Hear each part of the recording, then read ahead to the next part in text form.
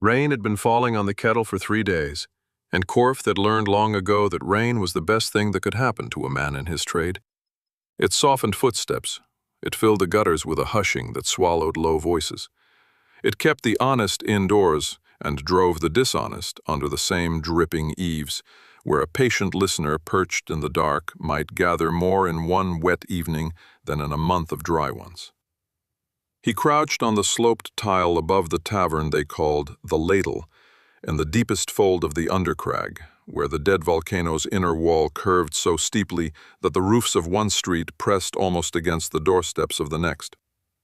Below him the city climbed in tears out of its own bowl, the slums where he sat, then the merchant terraces of the midshelf glowing with their relic lamps, and far above, wreathed in cloud, the high rings where the gilt-scaled lords kept their manners and never once looked down. Korth had spent his whole life at the bottom of the kettle, and he had made a decent living out of what fell. He had 3 rules. Never take a job you did not understand. Never do more than the part you were paid for. Never let the thing you were listening to become the thing you cared about. In 40 turnings, the 3 rules had kept him breathing while cleverer birds than he had gone into the harbor with their throats opened. He intended to keep breathing a while yet. The job tonight was simple, which was why it worried him. Boss Halvorn, who ran the Blackwing crew and had run it since before Korth had feathers worth the name, wanted a set of ears above the ladle while a sail went through. A relic sail, the boss had said, and had not said more. And that too worried Korth, because Halvorn liked to talk, and a Halvorn who kept his beak shut was a Halvorn who was frightened. Through a gap where the tiles had cracked, Korth could see down into the tavern's back room. He could see the cellars, 3 of Halvorn's people, nervous, their hands too near their knives. And he could see the buyer. And the buyer was what had frightened the boss. The buyer was scaled. Not a merchant's factor, not some dull-scale clerk buying trinkets for a lord's collection. This one wore the lacquered green and gold of the magister's own household, and behind the chair he had taken without asking stood a thing Korth had seen only twice in his life and hoped never to see again. A rot. It stood a full head taller than any bird in the room, its body the dull silver of old relic metal, its face a smooth, blank oval with no eyes and no mouth. And it did not shift its weight or breathe or blink, because it did none of those things. The elder people had made such servants 1,000 turnings gone, before the makers vanished and left the world to their heirs. This one had outlived its makers by 10 centuries, and stood in a Undercrag tavern like a headstone that had learned to walk. Between the 2 parties, on the scarred table, sat a chest. It was small, no longer than a man's forearm, and it was wrong in a way that took Korth the moment to name. Its metal was not tarnished. In a room where every other surface had gone green or black with the wet, the chest was bright as the day it was cast, and a rime of frost furred its seams, and the air above it shivered the way air shivers over a cook fire, except that the shimmer was cold. Korth had listened above 100 relic sales. He had never seen a relic that was cold. "You will open it," the scaled buyer said. His rook was accented but exact. "I do not pay for a locked box." The seller, a thin bird named Ossa, whom Korth knew a little and disliked a little more, wet her beak. "The terms were, you pay, then it opens." Boss Halvorn's terms. Boss Halvorn is not here. Boss Halvorn is never here. That's what makes him the boss. The rot had not moved, but something in the room had changed, some pressure Korth felt in the hollow bones of his skull, and he understood all at once that the frost chest and the silver servant were connected, that the thing behind the chair was not a guard the buyer had brought, but a guard that had come with the box, and that whatever this sale truly was, no one in that room understood it, not Ossa, not the scaled, and least of all Halvorn, who had sent Korth to listen because his own instincts had screamed at him, and he had not known why. Never take a job you don't understand. Korth had already broken the rule. He was here. The buyer laid a purse on the table, and it was heavy, and it did not clink, which meant relic coin, which meant the Magister's treasury, which meant this was no ordinary plunder, but something the High Rings wanted, and wanted quietly. Asa's throat worked. She reached for the chest's clasp. "That," said the rot, "is not yours to open." The voice came from nowhere on its blank face. It was low and even and unbearably tired. The voice of something that had said the same words for 1,000 turnings to people who did not deserve to hear them. Every bird in the room flinched. The scaled buyer did not. "It is bought and paid," the buyer said. "Stand aside, relic. You serve whoever holds the deed, and the deed is the Magister's now." "I serve one charge only," said the rot, "and you have all mistaken what he is." Asa's nerve broke first, as Korf had known it would. She flipped the clasp. The chest did not open like a chest. Its lid unfolded in segments, petal by petal, breathing out a fog of cold that rolled across the table and spilled to the floor.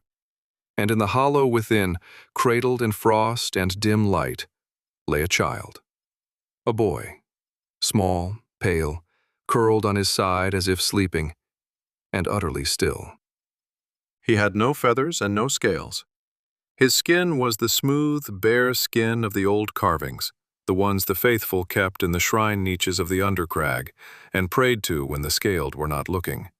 The skin of the makers, the vanished gods who had shaped the world and left it, who the cult swore would send a deliverer one day to break the dominion and lift the rook folk out of the bowl of the kettle forever. Korth stopped breathing. Not a relic, not an artifact. A maker, a living maker, sealed in the long sleep, sold across a tavern table for a purse of cold coin, by people too small to know they were selling a god. For one heartbeat, the whole room was silent, with the same understanding. Then the scaled buyer began to laugh, a hissing, delighted sound, and reached for the child, and the rot moved. Korf had thought the thing slow. It was not slow. It crossed the room before the laugh had finished, and its silver hand closed around the buyer's wrist and simply took the arm away. And the laugh became a scream, and the scream became a wet ruin as the second silver hand went through the scaled's throat. Asa was shouting. Someone had a knife out. The rot turned once, unhurried and total, and the three sellers went down like grain under a scythe, and the frost fog on the floor turned pink. Then it lifted the child out of the cold chest, folded him against the smooth plate of its chest as gently as it had been savage, and turned toward the door. It stopped. The blank oval face tilted up toward the cracked tiles, toward the gap, toward the dark where a listener crouched who was paid to do nothing but listen. "You," said the tired voice, "have heard too much, or exactly enough. I have not decided which." And it was gone. Through the door, into the rain, into the twisting black arteries of the Undercrag, carrying the last of the makers into the night. Below, boots were already hammering down the wet street, the Magister's men. They had been close all along. The buyer had not come alone. Torchlight bloomed at both ends of the alley. Korth crouched on the roof in the rain, with his 3 rules in ruins around him, and watched the silver shape flee with its impossible burden, and knew, the way you know a fall has begun before you have finished tipping over the edge, that he was going to follow. He told himself he was following the relic coin. There had been a purse on that table, heavy with the Magister's treasury, and in the chaos no one had thought to take it, and a bird had to eat. That was the lie. He moved on, out along the ridgepole and down a drain pipe slick as an eel, into the maze he had known since he was a fledgling. The truth was under the lie, and he knew it. He had seen the face of a god pulled out of a frost box in a slum tavern, and something in his chest that he had spent 40 turnings keeping quiet had woken up and would not be still. The rot was fast, but it was carrying a child, and it did not know the Undercrag the way Korth knew it, and so he kept it in sight, a gleam of silver ahead, turning down the Cooper's steps, cutting through the flooded arcade where the relic vents breathed their steam. Behind them both the hunt was spreading. The Magister's soldiers did not shout. That was the frightening thing. They moved through the slum in disciplined silence, sealing the lanes, and torches went up on the higher roofs to light the way, and Korth understood that the whole quarter was being closed like a fist. And there were others in the dark, not soldiers, Korth's own kind, thieves, drawn as he had been by the rumor of a relic worth the Magister's coin, converging now on the one moving prize in a city gone suddenly hungry. He saw a rival crew's mark chalked fresh on a wall.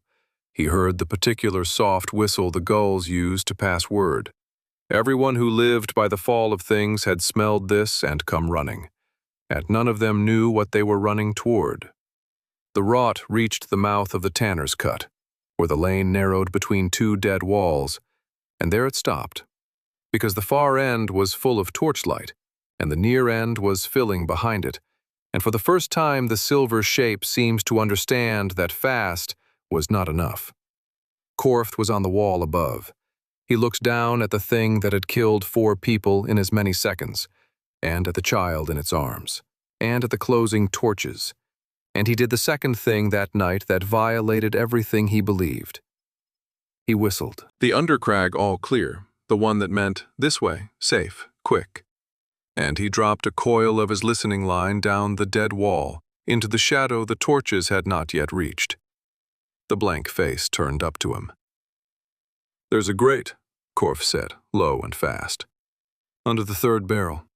Old flood drain, runs under the cut and comes up in the sunk quarter. They don't know it's there. Nobody living knows it's there but me."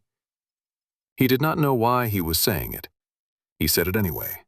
"Move." The rot did not question him, and that was its own kind of terror. That a thing so old would trust a stranger's voice in the dark. It went to the barrels, and the grate was where he had said, and it lowered itself and the child into the black, with the torches 30 feet away and not yet knowing. Korth swung down after them because there was nothing left of his rules to hold him back. The drain was foul and close and utterly lightless, and he led them through it by memory and the drag of his fingers on the slime of the walls, the rot silent behind him, the child a small, cold weight he could feel even through the dark. When at last they climbed up into the drowned quiet of the sunk quarter, the oldest part of the Undercrag, half-flooded, abandoned to the faithful and the mad, the torches were far behind, and the hunt had lost its thread. They came up into a shrine. It had been a shrine to the Makers once, before the Scaled banned such things. The cult still crept here to pray. Broken carvings of the smooth-skinned gods stood in their niches, and rainwater pooled between the flagstones, and one relic lamp still burned in a corner, fed from some vent that had never gone out, throwing a small, steady light. The rot laid the child down on the dry stone before the altar. Then it straightened and turned its blank face to Korth. And for a long moment the two of them regarded each other across the little light, the ancient silver servant of a vanished god, and the aging thief who had thrown away his life's rules in a single wet hour, and did not yet know why. "My name," said the rot at last, in that low and tired voice, "is Vale. I was made by the hand of Sion in the years before the fall, and given one charge, which I have kept for 1,000 turnings against every enemy the world could raise." It looked down at the still small shape on the stone. "This is the last of the Makers, the last living heir of the people who shaped this world. I have carried him asleep from the drowning of the old lands, through the fall of empires, into the belly of this dead mountain. And I hid him where no one would ever think to look. And still they found him, and sold him. And I have killed to keep him, and I will kill again." It tilted its head. Water dripped somewhere in the dark. "You helped us," Vale said. "A stranger, who owed us nothing. and who could have taken the Magister's coin for word of where we ran. Why? Corf looked at the child, at the impossible bare face, at the frost still melting from the small closed eyes, and found he had no lie ready, and no rule left to hide behind. "I don't know," he said. "I've been asking myself that since the roof." And the child on the stone drew a slow, shuddering, living breath, and opened his eyes. The child's eyes were dark and wide, and full of a terror so old it did not belong on a face so young. He did not scream. He lay very still, the way a small animal lies still when it knows that stillness is its only remaining strategy. And his gaze moved from the broken carvings to the burning lamp, to the silver shape of veil, to the feathered stranger crouched by the altar. And Corf watched the child count them all and find no comfort anywhere. "It's another test," the boy whispered. He was not speaking to them. "It's the next one. I failed the last one, so this is the next one, and I'll fail this one too." "Aleu." Vale's voice had changed. All the killing weight had gone out of it, and what remained was so gentle it was hard to believe it came from the same throat. "Aleu, it is not a test. It is over. The tests are 1,000 turnings gone." The boy, Aleu, squeezed his eyes shut. "That's what they say in the tests. That's exactly what they say, to see if you believe it. And if you believe it, you've already failed, because a maker doesn't believe the easy voice. A maker sees through." His breath was coming faster. "Where's the conclave? Where are the others? Why is it so cold? It's never cold in the—" "The conclave is gone," Vale said. "The others are gone. There is no one left to test you. There is no one left, Aleu, but me, and this world, and its peoples. And I will not lie to you, because you have been lied to enough. Everything you feared has already happened. You are the last." Corf had listened to a great many people receive terrible news. He had heard men learn they were ruined, and women learn they were widowed, and children learn they were orphaned, and he had made a study of the sounds people make in that first unguarded moment, because those sounds were often worth money. He had never heard anything like the sound Aleu made. It was very small. It was the sound of a thing that had been braced against a blow for so long that the blow itself came almost as relief. And the relief was the worst part. Corf found, to his own considerable annoyance, that his eyes had gone hot. He got a grip on himself and did what he always did when feeling threatened to make a fool of him. He became practical. "He's freezing," he said. The cold came out of the box with him. Whatever that frost sleep was, it hasn't finished letting go.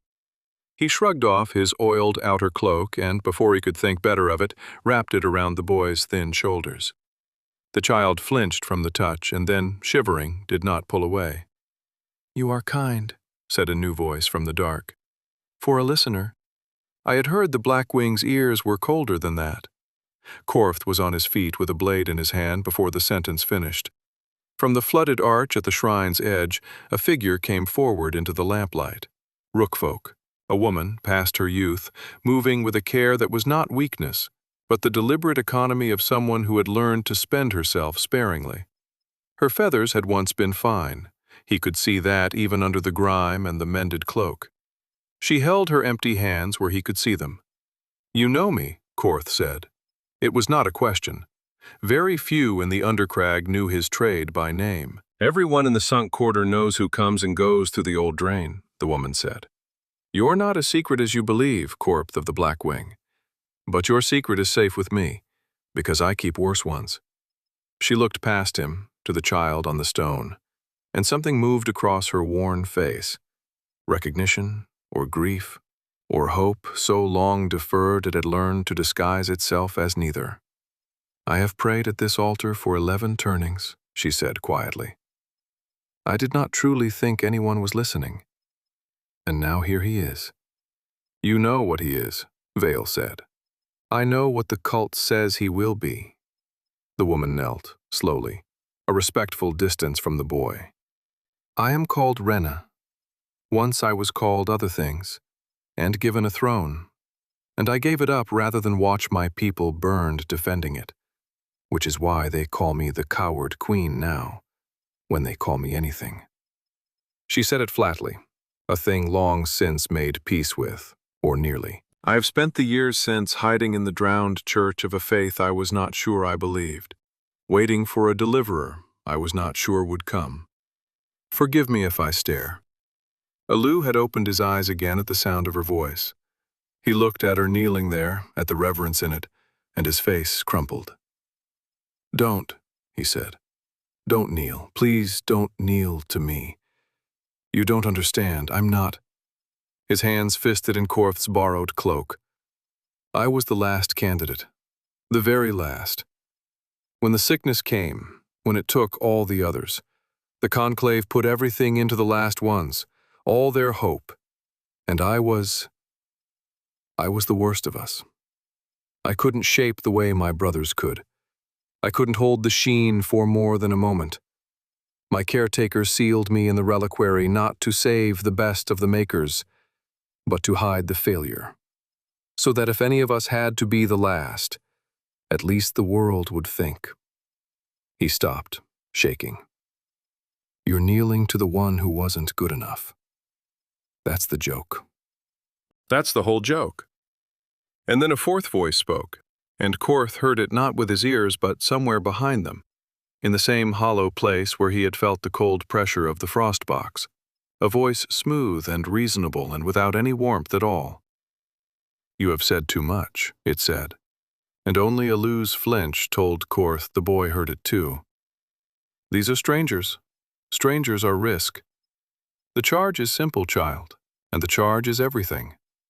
You are the last vessel of the Maker's blood, and that blood must not end, not in a slum, not for pity, not for anyone. You survive, you hide, you endure. Everything else is weakness dressed as virtue. Aleu had gone rigid. The warden's awake, he whispered. The what? Korth said. The warden.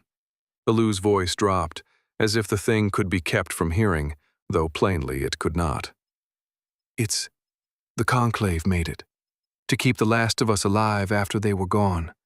It rode in the reliquary with me. It speaks in my head. It only ever says one thing. He shut his eyes. It says, live, and let the world go hang. It says a maker who spends himself on others is a maker wasted. It says the only sin is to die. His jaw tightened. It's been the only voice I've had for 1,000 turnings, and it's never once been wrong about how to stay alive. Vale's blank face turned, as though it could look upon the invisible thing. I knew Sion put a keeper in the vault with you, the rot said, low. I did not know it had grown so loud. It's louder now that there are people, Aleu said miserably. People are risk. It hates them. Korth crouched back down, level with the boy, and spoke before the wiser part of him could object. He had spent his life listening to voices that told people to be smaller than they were. The boss's voice, the magister's voice, the whole grinding voice of the kettle telling every rook at the bottom to keep his head down and expect nothing. He had obeyed that voice for 40 turnings. He was, he realized, thoroughly sick of it. Listen to me, he said. I don't know anything about makers or sheen or being the last of anything. I'm a thief who was supposed to be on a roof an hour ago and is now, apparently, a fugitive. But I know that voice. Everybody down here has one. Mine sounds like my old boss and tells me not to care about anything I can't sell. He nodded at the space where the warden was. That thing wants you alive. Fine. So do I. I threw away my whole life tonight keeping you that way, so believe me, I've a stake in it. But there's a difference between staying alive and being kept in a box. And that thing only knows the box. You've been in the box 1,000 turnings. How's it treated you? Aleu stared at him. No one, Korth would later understand, had spoken to the boy that way in the entire span of his strange, truncated life. Not as a vessel, not as a hope, not as a failure, but as a person being talked out of a bad idea. Foolishness, the warden said. He will get you killed and call it love while he does it. Maybe, Korth said aloud, to the room, to the invisible thing. But I'm here, and you're a voice in a dead box. Odds are on me tonight. For a long moment the shrine was silent, but for the drip of water. Then something happened that none of them expected, least of all Aleu. The relic lamp in the corner, which had burned the same small, steady flame for longer than any of them had been alive, flared, brightened, and for an instant its light was not lamplight at all, but something clearer and stranger, a white that had no source, and Korth felt the hollow place behind his skull fill up, with a sensation he had no word for, like standing near the sea and feeling the pull of the tide in his own blood. Then it was gone. The lamp guttered back to its ordinary flame. Aleu was staring at his own hands as though they belonged to someone else. "That was you," Vale said softly. "You touched the sheen." Here, without a reliquary, without the conclave's engines. You have never done that before. I didn't mean to, Aleu's voice shook. I felt, when he said that, when he said odds are on me, I felt something want to answer. Korth looked at the boy's hands, and at the lamp, and at the kneeling, exiled queen, and at the silver guardian. And he understood that whatever he had stumbled into on that wet roof was very much larger than a purse of relic coin, and that he was not going to be able to put it down.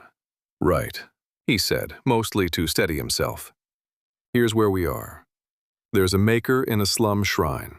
Half the Undercrag's thieves are looking for a relic they don't understand, and the Magister's men are sealing the quarter to find whatever cost his buyer a purse of treasury gold.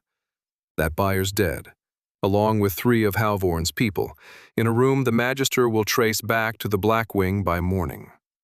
He rubbed his face. "Which means the boss is about to have a very bad conversation with the High Rings, and I'm the ears he sent, so my name's in it too. We can't stay here. That drain won't stay secret once they start dragging the sunk quarter, and they will." "Where then?" Rena asked. Vale answered. The blank silver face turned toward the altar, and past it to the black mouth of a stair that descended behind the broken carvings. A stair Korth had never noticed in all his years of using this shrine, because he realized it had not been meant to be noticed. "Down," said Vale. "This shrine was not built by your cult. Your faithful only found it and knelt where the old ones had knelt before them. Beneath us lies the sunk sanctum, the refuge Sion carved before the fall, where I sealed Aleu the first time, before this city was ever built above it. Its reserves are deep, its doors are strong, and it remembers its own." It held out a silver hand to the boy. "Can you walk, Aleu? Or shall I carry you a while longer?" Aleu looked at the offered hand.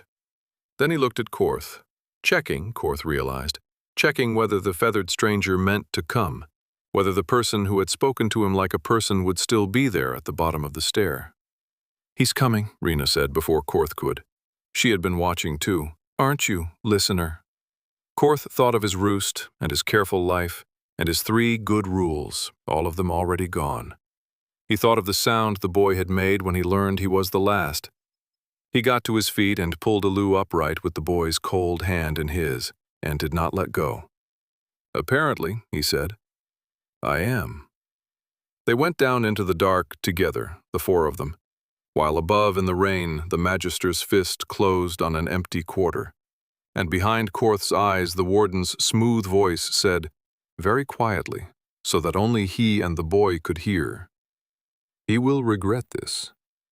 They always regret it. But by then it will be too late to matter." Korth ignored it and kept hold of the boy's hand and walked into the deep. The sunk sanctum did not feel like a place beneath a city. It felt like a place the city had been built to forget. The stair went down farther than any cellar had a right to, past the waterline, past the reach of the relic vents, into a dry, cold quiet where the walls stopped being cut stone and became something else, seamless, pale, faintly warm to the touch, curving overhead into a vault that Korth's lamp could not find the top of. Doors that had no hinges opened at Vale's approach and closed behind them without a sound. In one long hall stood ranks of empty cradles, like the frost box that had held Aleu. Dozens of them, hundreds, their lids folded open, their light long dead. Korth did not need to be told what they had been. He walked past the graves of the makers with his feathers flat to his skull, and said nothing. At the heart of it, they found a chamber where the walls themselves gave off a low white glow, and where the air had the same faint pull Korth had felt in the shrine. The sheen, Vale told him, pooled and stored, a reservoir the old ones had left against catastrophe. It has waited 1,000 turnings, the rot said. It does not know its makers are dead. It only knows it is full, and that no hand has come to draw it. For a handful of days, Korth lost the true count. Down in that changeless light, the sanctum was almost peace. Rena knew how to make a bare place livable. She had, Korth gathered, been doing it since she gave up her throne. Vale stood watch and did not sleep because it could not. And Aleu began slowly to become a boy instead of a wound. It was Korth's doing, though he would not have claimed it. He had no gift for comfort and no patience for reverence, and so he treated the last of the makers exactly as he would have treated any half-frozen fledgling who had landed in his life. He fed him and complained about feeding him, and taught him to play the tile games the Blackwing ran on marks in the back of the ladle, and cheated, and let himself be caught cheating, until the boy laughed. The first time Aleu laughed, Rena went still and had to turn away, and Korth pretended not to see. The warden hated all of it. Korth could always tell when it was speaking because Aleu would go quiet and inward, and his hands would still. "Attachment is risk," it would murmur, and Aleu would repeat it sometimes, dully, like a lesson. "Attachment is risk."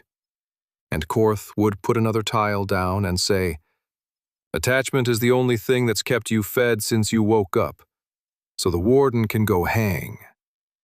And after a while, Aleu started saying that part too. But the peace was thin, and Korth knew it.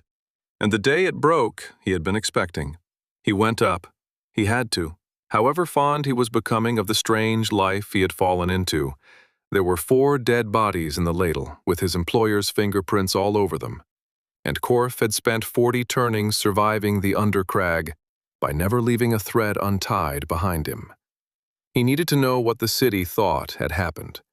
He needed, if he was honest, to see Halvorn, to warn him, or be warned, or simply to look the old boss in the eye once more before whatever was coming came. He climbed out through a different drain, far across the quarter, and the moment his head cleared the grate, he knew the kettle had changed. The Undercrag was under occupation. Not the ordinary heavy hand of the Dominion, the toll gates and the scale tax and the patrols that took their cut and moved on. This was a fist. Green and gold soldiers stood at every crossing. Doors had been broken and left hanging. Korth passed a shrine niche where the carving of a maker had been pulled down and smashed, its pieces left in the gutter as a message. And he passed 3 bodies hung from a relic lamp bracket with a placard beneath them in the Magister's own hand, and the placard said only, "For harboring." Harboring. So they knew. Not what, perhaps, but enough. The Magister knew that something had come out of that tavern alive and gone to ground in his city, and he was tearing the Undercrag apart to find it, and every rook who died in the tearing was a coin he was willing to spend. Korth found Halvorn in the ruin of the Blackwing's counting house. The boss was alive, which surprised him, and alone, which did not. The crew had scattered or been taken. Halvorn sat among his broken ledgers like a man at his own wake, and when he saw Korth, he laughed, low and awful. "There he is," Halvorn said. "My ears, my careful, careful ears. I sent you to a listening job, Korth. One night's work. And now the Magister's burning my city down looking for whatever you heard." He did not sound angry. He sounded past anger, out the other side of it. What was in the box? Korth had come meaning to warn him, and found standing there that he could not because he did not trust the old boss, though he did not entirely, not anymore, but because he understood for the first time what Aleu was worth, and understood that there was no price the Magister could offer that Halvorn, cornered and ruined, would not take. The knowledge sat in Korth's chest like a stone. He had spent his whole life among people who sold what they knew. He was one of them. He had invented himself as one of them. "A relic," Korth said. "Just a relic. It's gone. The rot took it and ran, and I lost them in the cut. That's all I've got, boss. That's the whole of it." Halvorn looked at him for a long time. And Korth saw the old boss understand that he was being lied to, and understand roughly why, and this was the thing Korth carried away with him, the thing he did not speak of after. Decide, out of some last remnant of whatever had once made them almost friends, to let the lie stand. "Get out of my city, Korth," Halvorn said quietly. "Whatever you've got, it's too big for the likes of us, and it's going to get everyone near it killed. Take it and go, and don't tell me where. That way, when they put the irons on me, I'll have nothing to give." He turned back to his broken ledgers. 40 turnings we ran the Undercrag, you and I. It was a good long run. Go on now, before I remember I'm a businessman." Korth went. He did not say goodbye because there was no way to say it that would not make it real. He was 3 streets gone when he heard the whistles behind him. The Magister's men come back to the counting house, and he did not turn around because there was nothing he could do, and because he already knew what he would see. He went back down into the dark, carrying the last piece of his old life like a coal in his cupped hands, and by the time he reached the sanctum, it had gone out. "They know he's here," Korth said. "Not who, not where, but they know. The Magister's taken the whole Undercrag apart, and he'll take it apart again and again until he finds you, and he'll kill every rook in the bowl doing it and count it cheap." He was still breathing hard from the climb, or from something. Halvorn's finished. The Blackwing's finished. "The world I knew is..." He stopped. "It's over up there. The old Undercrag's over. Whatever we do now, we do it as people with nothing to go back to." Rena took the news like a queen taking a battle report. She had, Korth remembered, done exactly that once, and it had cost her a crown. "Then the question is not whether they find us," she said. "It is what we do before they do. We cannot simply wait in the deep to be dug out." Aleu had gone very still through all of it, and Korth had thought at first it was fear. It was not fear. When the boy spoke, his voice was low and strange, and his eyes had the fixed inward look he got when he was listening to something the rest of them could not hear. But this time it was not the warden he was listening to. "There's something above us," Aleu said. "I can feel it. Since Korth came down. It's new. It came into the harbor." He turned his hands over, and the pale glow of the chamber seemed to lean toward them, just slightly, the way grass leans in wind. "It's hungry. It's the hungriest thing I've ever felt. It wants..." His face changed. "It wants to burn." Vale had gone rigid. "Describe it." "It floats. It's huge. It has an eye. A great, cold eye that isn't cold at all. That's the sun, folded up small and waiting. Aleu's voice cracked. It's a thing for burning. They brought a thing for burning the city. Korth felt the hollow behind his skull go cold. He had heard the rumor on the way down. The harbor watch had passed word of a great, flat, relic barge come in under the Magister's flag, a thing the old texts called a kiln, a terraforming engine of the Elder Age that could take the light of the sun and fold it into a lance of fire. The Dominion had one, kept for the breaking of fortresses that would not yield. Korth had thought it a story to frighten the mid-shelf into paying its taxes. He's going to burn the Undercrag, Korth said. That's the plan. He can't find you, so he's going to burn the whole bottom of the kettle and flush you out, or kill you where you hide. And either way, he wins. The certainty of it was total and sickening. It was exactly what he would expect of a man who hung rooks from lamp brackets for harboring. How long? Aleu shook his head, helpless. Soon. It's warming. It's like a kettle coming to the boil. I can feel it climbing. Then you must go deeper, said the warden, smooth and immediate, and Korth saw Aleu flinch as the others could not hear it. Deeper, and seal the doors, and let the barge burn what it will. The city is not your charge. The peoples are not your charge. You are the charge. Let them burn and endure.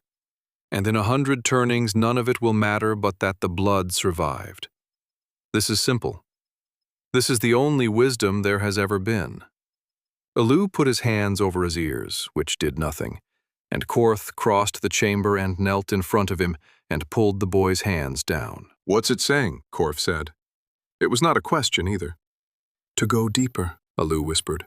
To seal the doors and let them burn. To save myself. Tears stood in his eyes. And the worst part, Korth, the worst part is it might be right. I don't know how to stop a thing like that.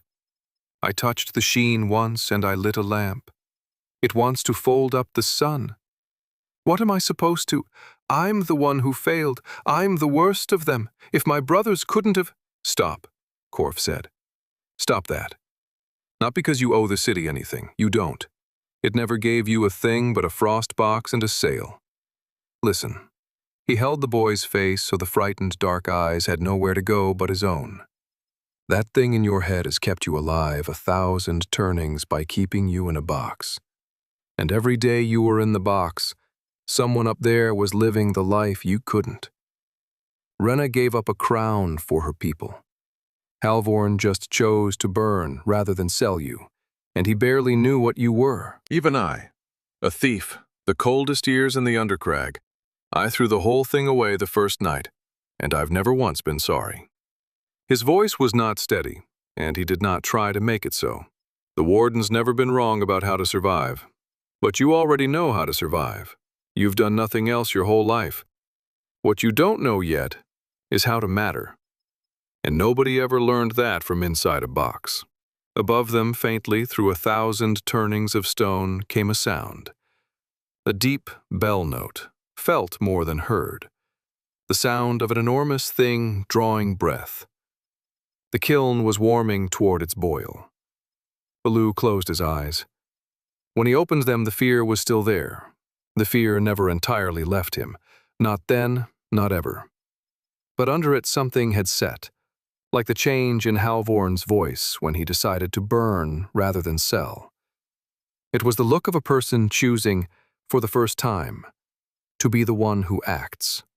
The warden says I'll die, Aleu said. You might, Korth said, because he would not lie to the boy either. I don't know. But if I go deeper and seal the doors, Aleu said slowly, working it out aloud, testing the shape of it, then I'm exactly what it says I am. The last one, kept safe in the box, worth nothing, while everyone who was worth more than me burns. He looked at his own hands, at the pale light leaning toward them. I've been the thing in the box my whole life. I'm so tired of being the thing in the box. He stood up. He was very small and very frightened, and the great chamber of the Maker's reservoir glowed around him, full of a power 1,000 turnings deep, waiting for a hand. "Show me the way up," Aleu said. "I want to see it, whatever it is that's coming to burn them. I want to walk out and see it with my own eyes." His voice shook and held. "And then I want to try to stop it.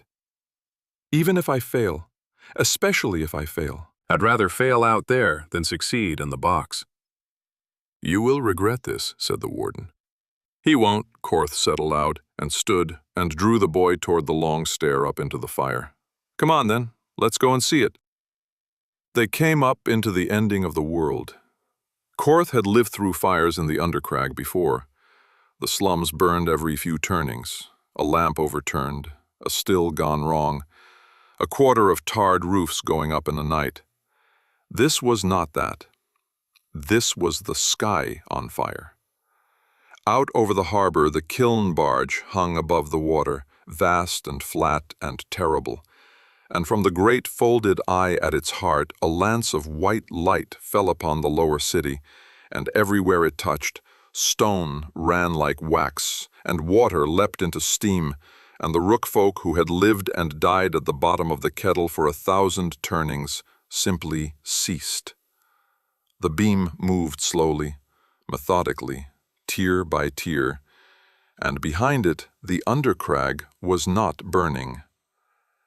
It was gone. They stood at the mouth of a ruined stair on the mid-shelf edge, where the merchant terraces met the lip of the slum, and watched the light come.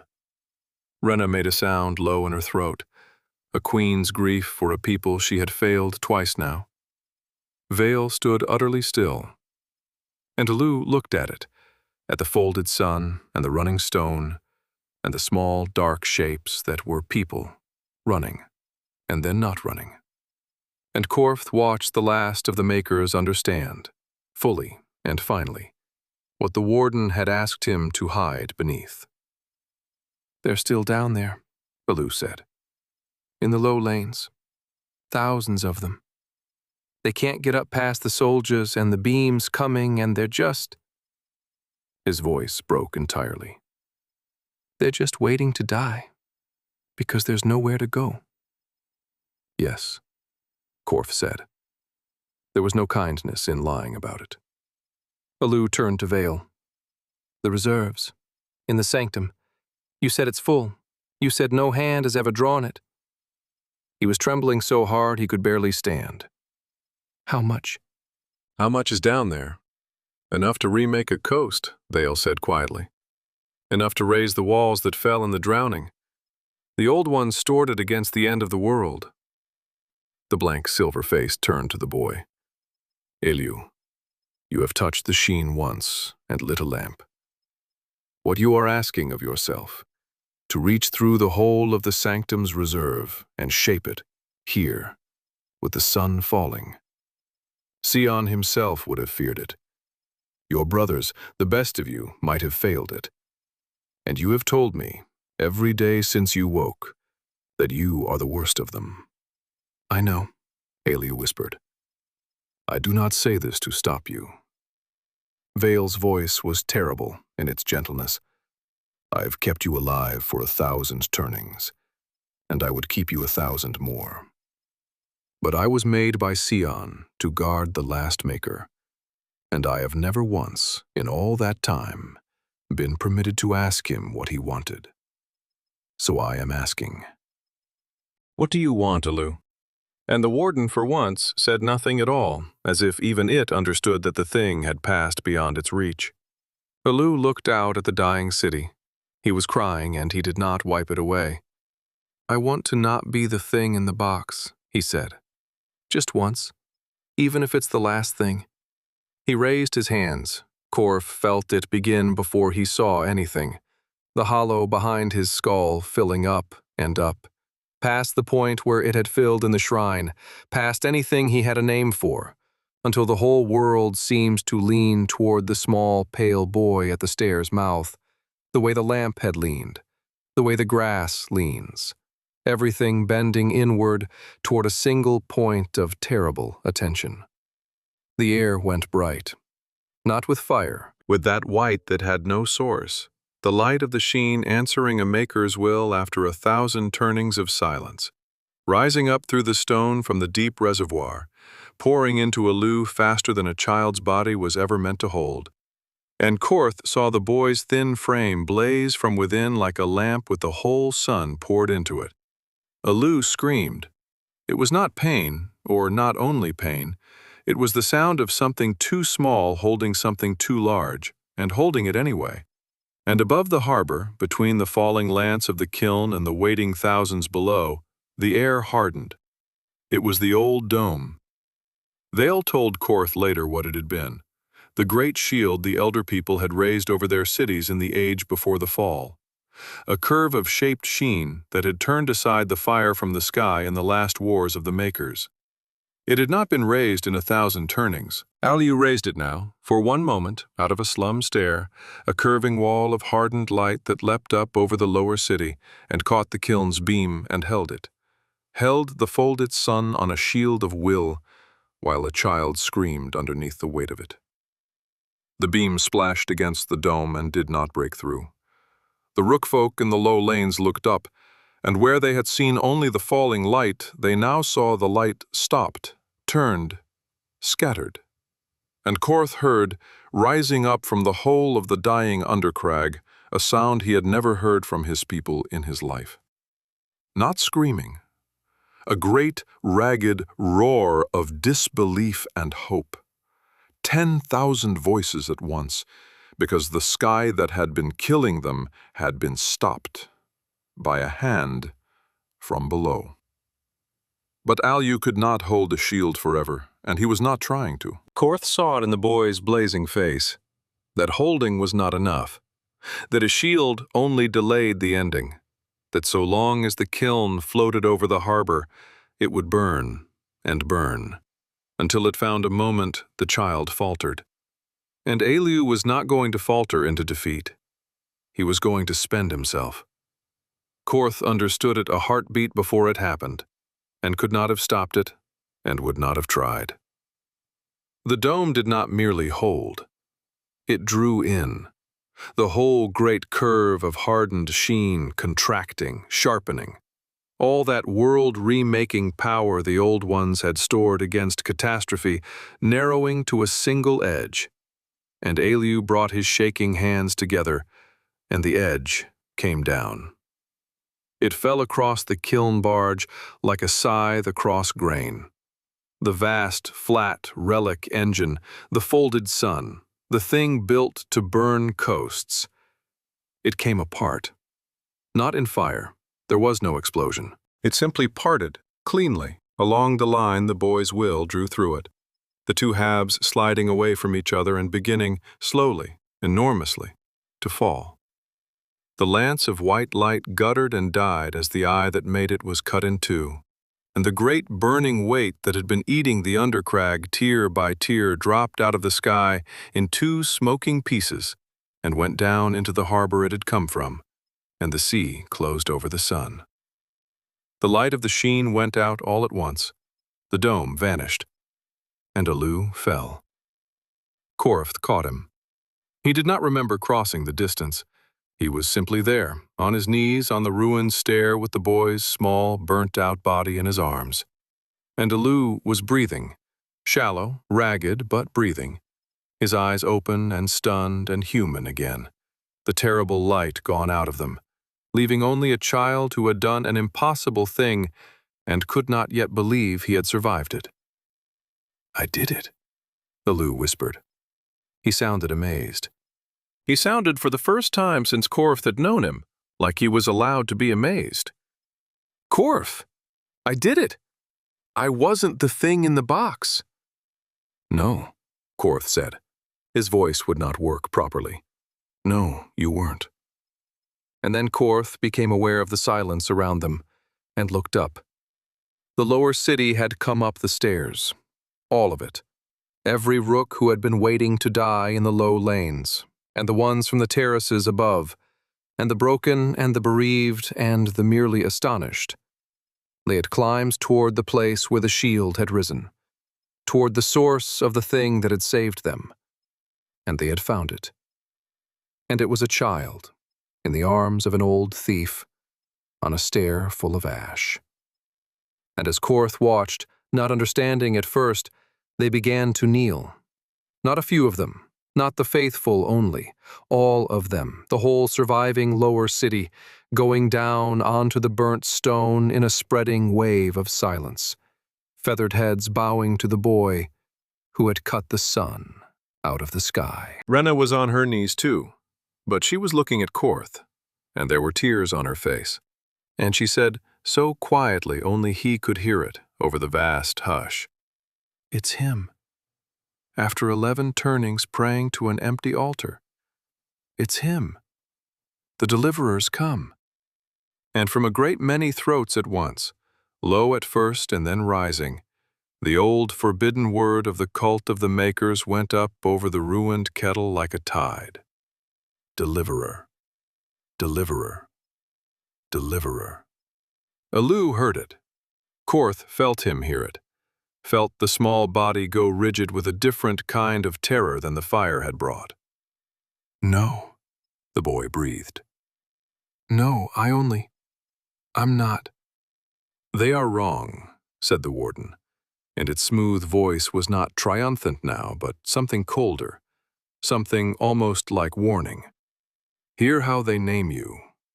Deliverer. But you have read the old words as I have, child, in the vault, in the dark. And you know the prophecy has 2 faces, and only one name is spoken aloud.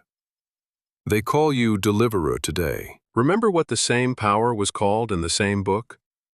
Remember the Herald of Ruin. You have wakened it now. There is no putting it back in the box." Aleu turned his face into Korth's chest and shook, while all around him a saved people sang his name, and Korth held the last of the Makers among the kneeling ruins of the only world he had ever known, and could not tell the boy that the voice in his head was lying, because for the first time, Korth was not sure it was. They buried the Undercrag for a full turning of the moon, and Aleu attended every burning. It was Rena who told him he must. The boy would have hidden, would have gone back down into the sanctum and pulled the door shut, not from the warden's counsel now, but from the simpler agony of being looked at, of walking through the ruin he had helped make survivable, and hearing his name breathed like a prayer by mothers holding what the fire had left of their children. But Rena, who had once been a queen, and had learned in the losing of it what a ruler owes the ruled, would not let him. "You stopped the sun," she said.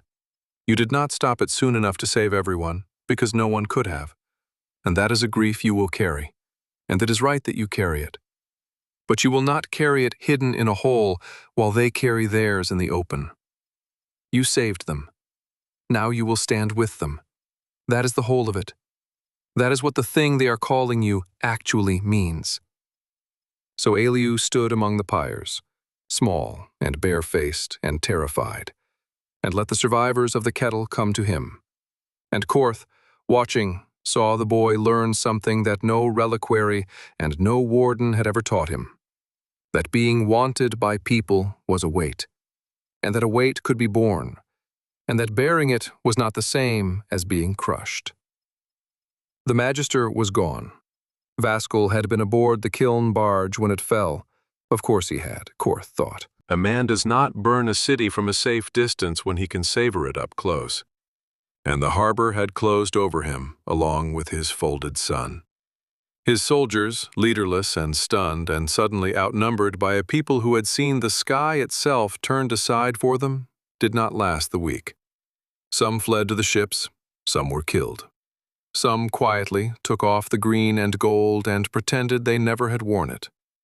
The Dominion's fist had opened, and for the first time in 1,000 turnings, the bottom of the kettle belonged to the Rookfolk. Korth expected to feel triumph. He felt mostly dread. "It's too easy," he said to Vale in the deep of the sanctum, where the reservoir light had dimmed to a fraction of what it had been. Aleu had spent nearly the whole of it in a single hour, and it would be turnings refilling if it ever did. Vaskell was a magister. An appointed man. A tax collector with a monster. You don't burn a city over a tax collector's ambition. Somebody gave him that barge. Somebody in the High Assembly wanted the thing in that box badly enough to hand a provincial official a weapon out of the Elder Age. And when the news gets home that he lost it, and lost the barge, and lost the province, he shook his head. This isn't the end of anything. It's the first move. We cut off a finger. The hand's still out there, and now the hand knows exactly where to look. Vale was silent for a while. When it spoke, its tired voice had gone graver than Korth had ever heard it. You reason like Sion, the Rot said. He was always looking past the enemy in front of him to the one behind. It turned its blank face toward the dimmed reservoir. You are right to be afraid. The Dominion is not a kingdom, Korth. It is 1,000 turnings old, and it has never had a war it could not win, and it has never in all that time changed its sovereign. The Venerate, the High Assembly, governs in the name of a lord no living scaled has ever seen, who rules from a mountain throne in the far homeland of Siren, and who is called the Undying. The word hung in the cold air. I have wondered across the centuries what manner of thing rules an empire for 1,000 turnings and never dies? I have wondered, since the drowning of the old lands, who truly stands behind the scaled folk and their conquests. And I have never gone to look, because I had a charge to keep, and the charge was to hide.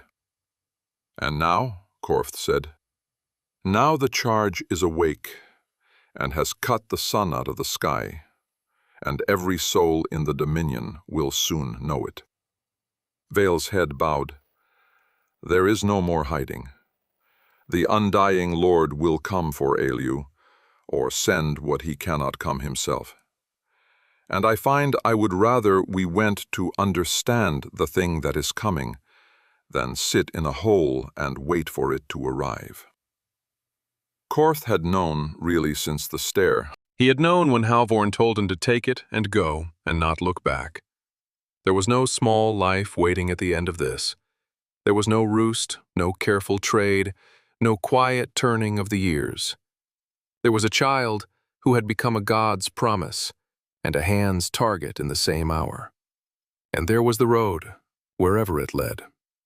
Aleu made the choice himself, in the end, which Korth thought later was the whole point. They put it to him in the sanctum, Korth, Vale, Renna, laid out plain, that Vaskul had been the least of it, that the true power sat a sea away behind a mask no one had seen, that they could stay and rule the freed kettle and wait for the Dominion to return in force, or they could go, out into the wider ruin of the world, and find the thing at the root of it before it found them. Aleu listened and looked at his hands, and Korth waited for the warden. The warden came, of course. Stay, it said, and this time Aleu spoke its words aloud for all of them, in the flat lesson voice, so they could hear the shape of what he fought.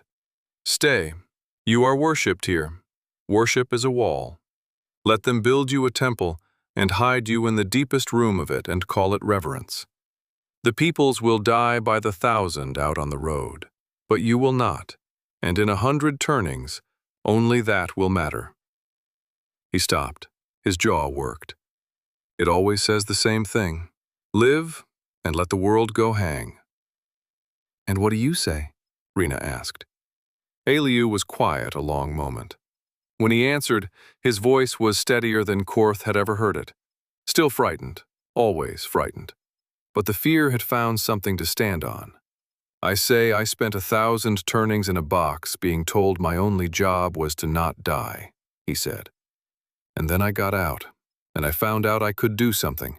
And the thing I did saved people. Not the box, the doing. He looked up. The warden says a maker who spends himself on others is a maker wasted. But I've met the other kind now. I've met the kind that saves itself and lets the world burn. It's living in my head, and it's the emptiest thing I've ever known. I don't want to be that. Even if the warden's right that it's safer, especially then. He drew a breath. Something's coming for all of them because of me. I'd rather go and meet it than let it find them here. So, we go. We find the undying Lord. We find what's really behind the Dominion, and we stop it, or we don't. But we don't hide. Foolishness, said the warden. Maybe, Aleu said, to the room, to the voice, to himself. But I'd rather be a fool who mattered than a treasure that didn't. And Korth, who had spent 40 turnings never doing more than the part he was paid for, found that somewhere in the last moon he had signed on for the whole of it, and did not regret it, and was old enough to be surprised by that. They left the kettle 3 days later, before the freed city could turn its gratitude into a cage. Rena knew the sea roads. A queen, even the deposed one, keeps her charts. Vale knew the shape of the old world beneath the new. And Aleu, in the quiet of the ship's first night out, sat at the rail beside Korth and practiced, reaching, carefully now, deliberately, for the smallest thread of the sheen, shaping it into a light no bigger than a candle flame, and holding it steady in his cupped hands. Learning control. Learning, Vale called it, the shaping.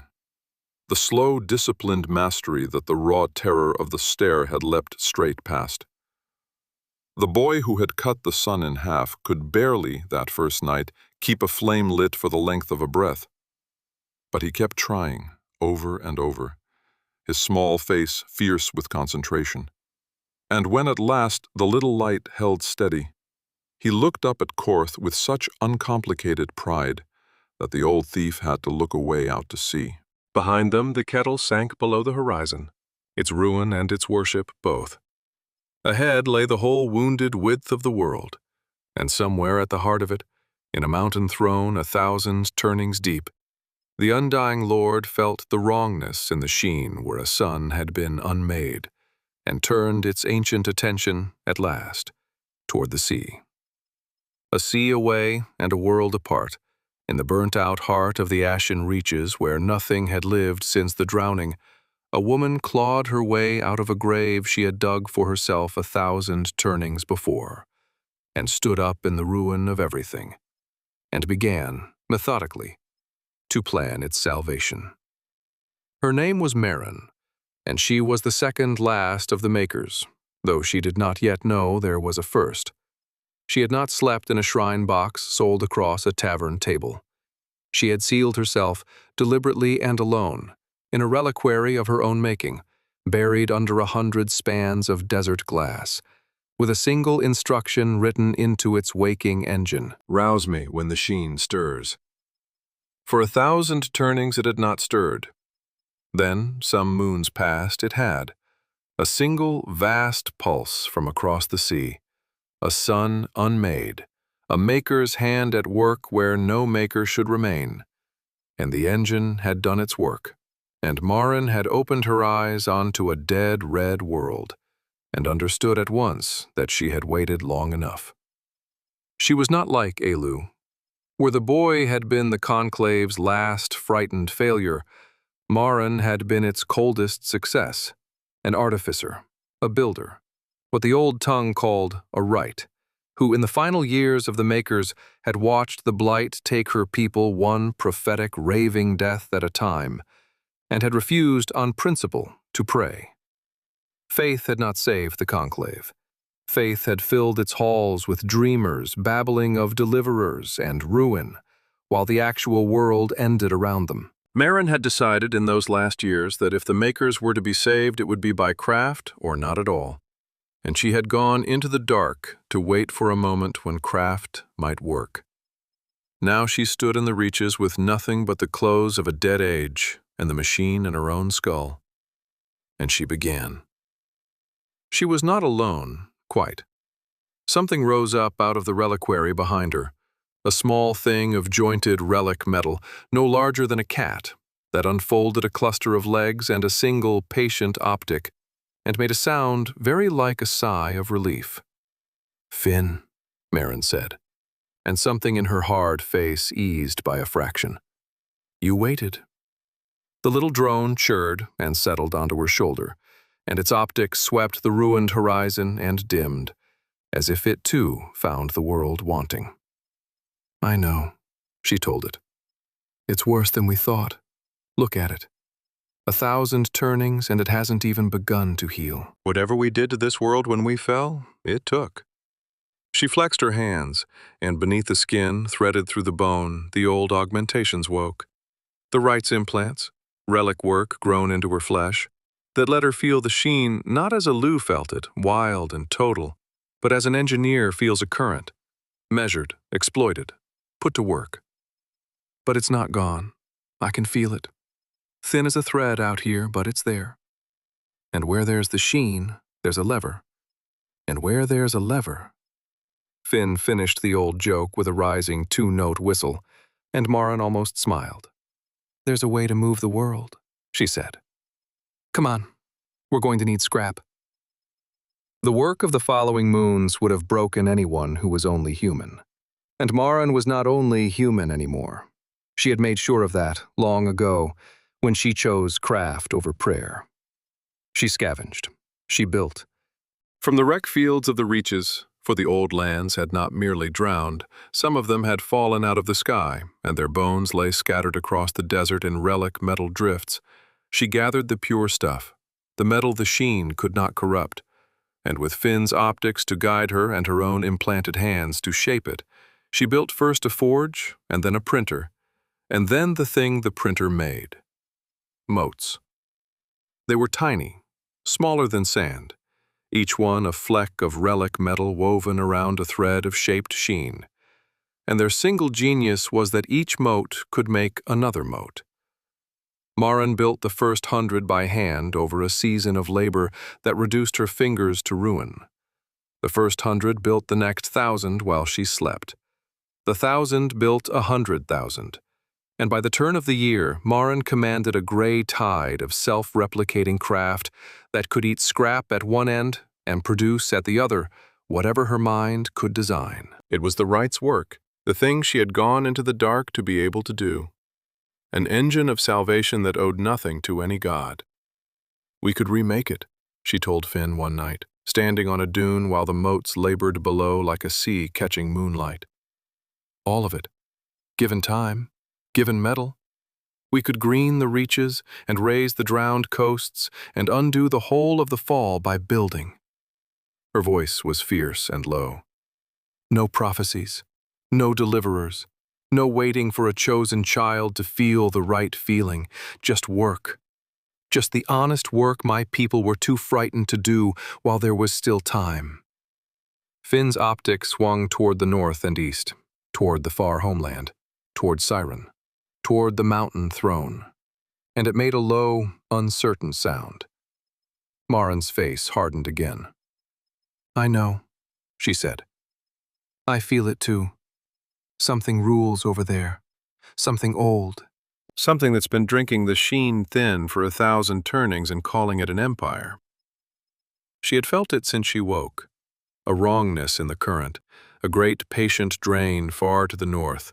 A hand on the world's throttle that was not letting the sheen flow as it should. Whatever it was the reason the world was not healing. It was the reason her thread of power was a thread and not a river.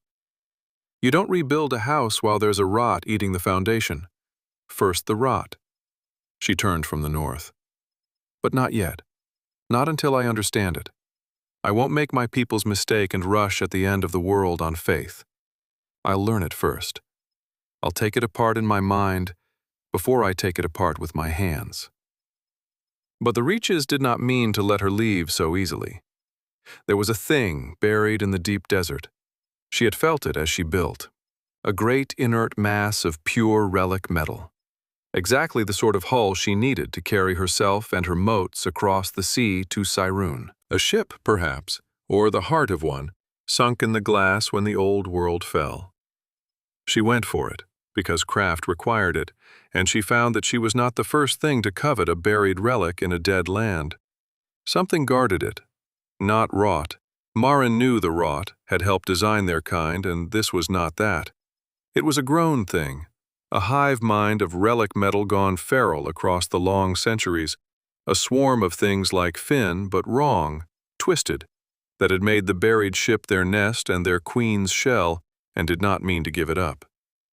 When Marin's motes broke the surface of the glass, the swarm came up out of the sand in a screaming tide, and for one long night the second last of the makers fought an engine war in the deep desert against a thing her own dead people's craft had bred in the dark. She won. Not easily, and not without cost. Finn took a wound that night that never fully healed, and Marin spent a third of her motes and very nearly her life. But she won, because in the end she was a right, and the swarm was only a swarm, and craft, directed by a mind, beats craft that has forgotten it ever had one.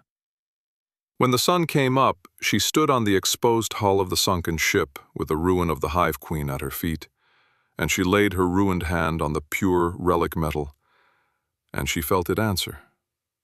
"There," she breathed. "There you are." It was a keel, the great load-bearing spine of a sky vessel of the Elder Age, the kind that had once sailed the high air, and the old texts hinted, farther than the air. Buried, broken, but whole enough to build upon. Whole enough to carry her north, and her motes, and her cold, patient plan to cut the rot out of the world. She named it, standing there in the dawn, the way her people had always named the things they meant to trust their lives to. She called it the Everkeel because it had outlasted everything, and because she intended that it would outlast everything yet to come. "Now," Marin said to Finn, who limped up onto her shoulder and settled there, wounded and loyal. "Now we go and learn the shape of the thing that broke the world. And then, Finn, then we build the thing that fixes it. No gods, no prayers, just us and the work." She looked north, toward the far mountain throne and the undying thing that ruled from it, toward the same darkness that Aleu and Corf even now sailed to meet from the other side of the world. "Just craft. It'll be enough. It has to be enough." She did not yet know about the boy who had cut the sun in half. She did not yet know that another maker lived and walked a path opposite to hers in every way. Faith against craft, feeling against reason. A child who would give himself away against a woman who meant to save everyone by never giving up anything at all. She only knew that the world was broken and that she alone had the hands to mend it. She was wrong about being alone. In time, that would be the saving of everyone, but not yet. For now there was only the keel and the motes and the long road north and the work. There was a third who would matter, and the world found her at the bottom of a bottle in an occupied town on the Dominion's ragged frontier, which was exactly where she had spent the last 2 turnings, trying to disappear. Her name was Saren, and she had once been something. That was the trouble with her. Everyone in the border town could see she had once been something, in the way she still sat with her spine straight, even blind drunk, in the scars that ran in the clean, disciplined lines of a soldier who had been wounded facing forward, in the accent of the far homeland that marked her a daughter of Siren itself, and not some provincial conscript. The scaled folk of the frontier gave her a wide berth and a certain sour respect, and the conquered feathered folk hated her on sight, and both were right to, because Saren had been an officer of the Dominion's 9th Battalion, the Iron Answer, the ones they sent when a province needed not conquering, but breaking, and she had broken more of them than she could count. She could count them, though. That was the other trouble. She counted them every night. They came when she closed her eyes and sometimes when she did not, the faces of the dead, precise and patient, in the order she had made them dead. Not accusing. That was the thing no one warned you about. They did not accuse. They only looked at her, one after another, a village's worth, a valley's worth, a whole people's worth, with the mild surprise of the recently living, and waited for her to explain herself. And she never could. So she drank, because drink blurred them, and she fought, because pain was louder than memory. And she had come to this nothing town on the edge of everything to finish the slow business of drinking herself into the ground before the faces finished her first. She had loved someone once. That was the deepest of the wounds, and the one she guarded closest. Before the 9th, before the breaking work, when she had still believed the dominion was order and order was mercy, there had been a healer named Sela, rookfolk, which should have been impossible, and had been anyway, who had looked at Seren the officer and somehow seen a person underneath, and had loved that person, and had asked only that Seren stop being the other thing.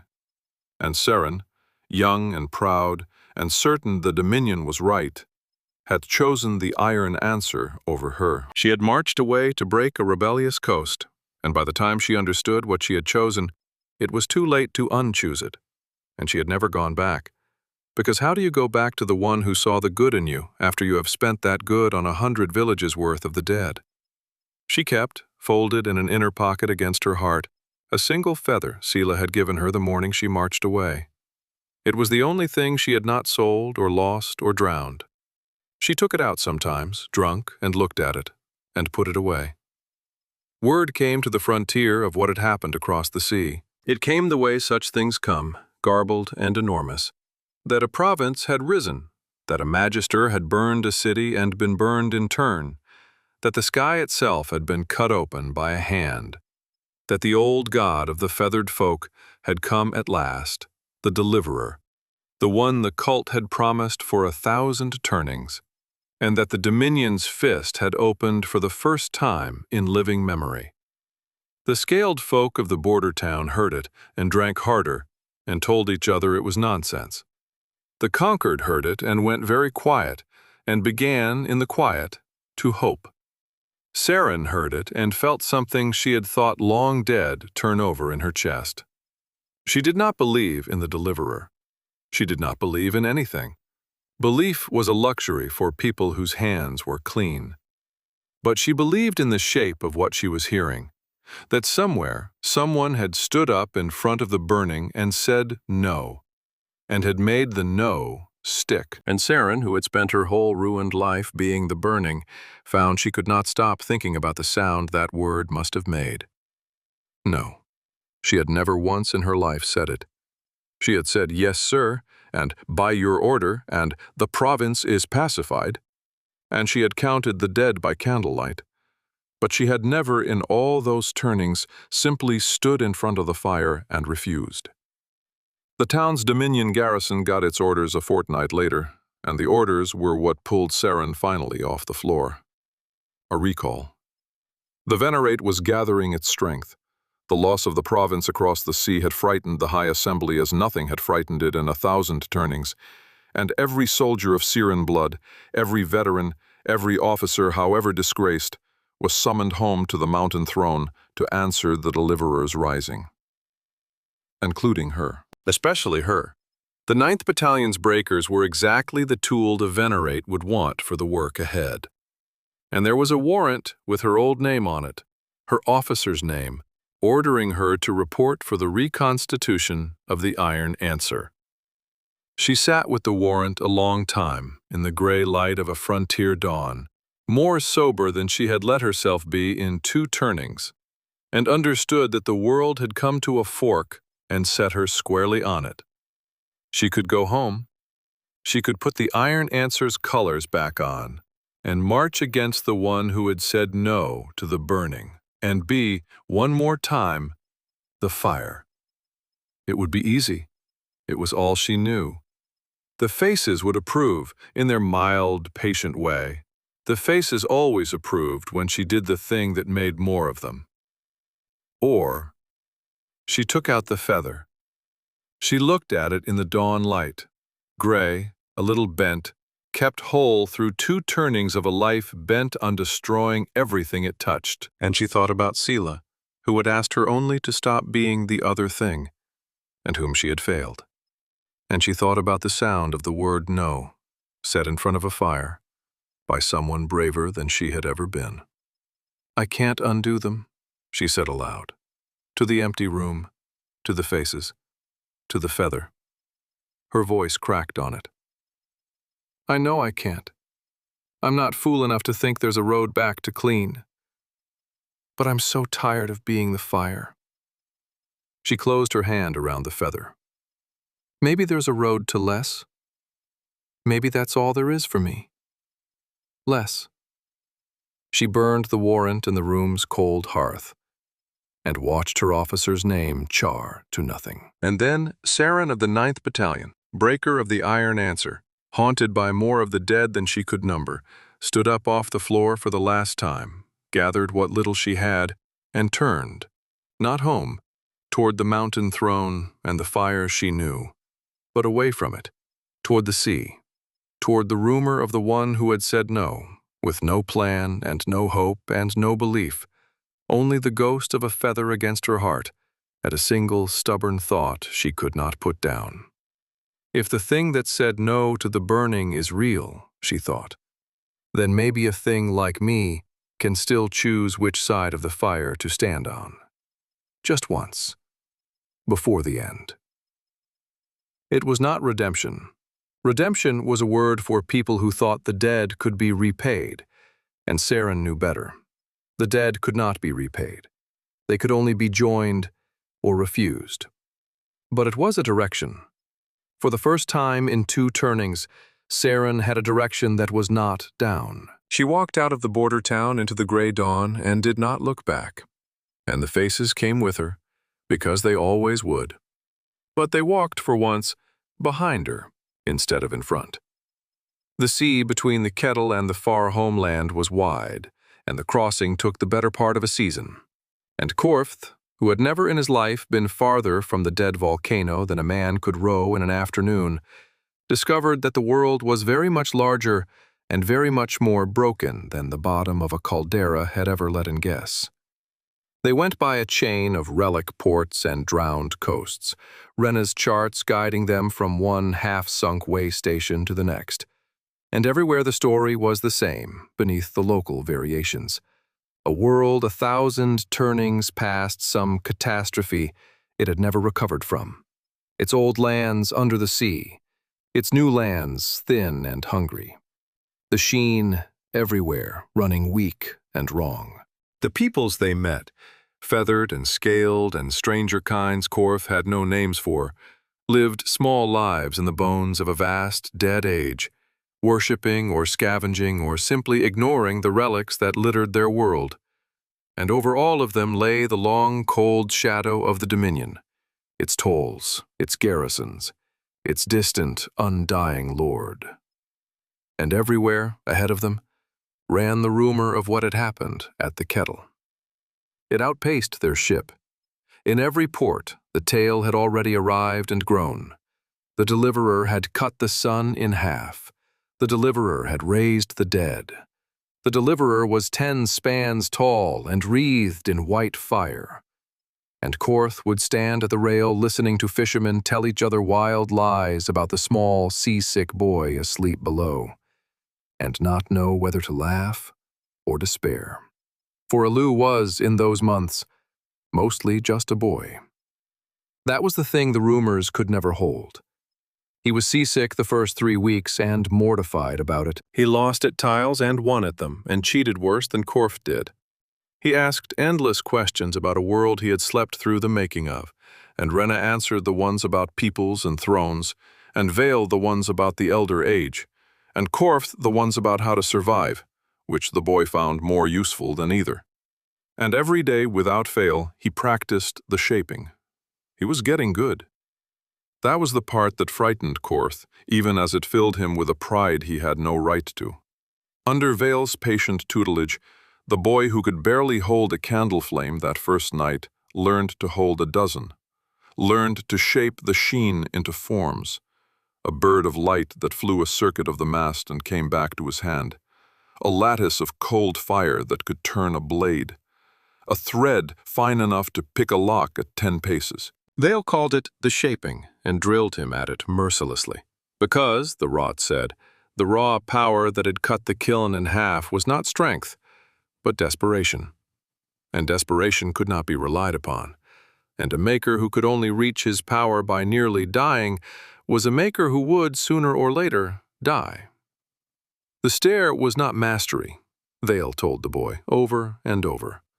The stair was a drowning man discovering he can swim by nearly not. You cannot save the world by drowning at the right moment. You must be able to swim when you choose. That is the shaping. That is the whole of it. And Aleu learned. But the learning had a shadow, and Korth watched it fall across the boy more heavily the stronger he grew. You see what you are becoming, the warden said. Korth knew its rhythms now, knew when it was speaking by the way the boy's practice would falter and his eyes go distant. You raised the dome and cut a sun. That was the least of it. You have felt, in the shaping, how deep it goes. There is no bottom to it, child, and you have read the prophecy. The same hand that delivers is the hand that ruins. They call you deliverer today because you saved a city. Wait until they see what saving costs. Wait until the power that cut a sun in half is turned, even by accident, even in defense, on something you love. Better to have hidden. Better to have never wakened it at all. It was crueler than it had been in the sanctum, and Korth understood why. In the kettle, the warden had argued for hiding and lost. Now that hiding was impossible, it had changed its ground. It no longer told Aleu to be small, it told him to be afraid. Afraid of his own growing strength. Afraid that the deliverer and the ruin were one thing, wearing two names.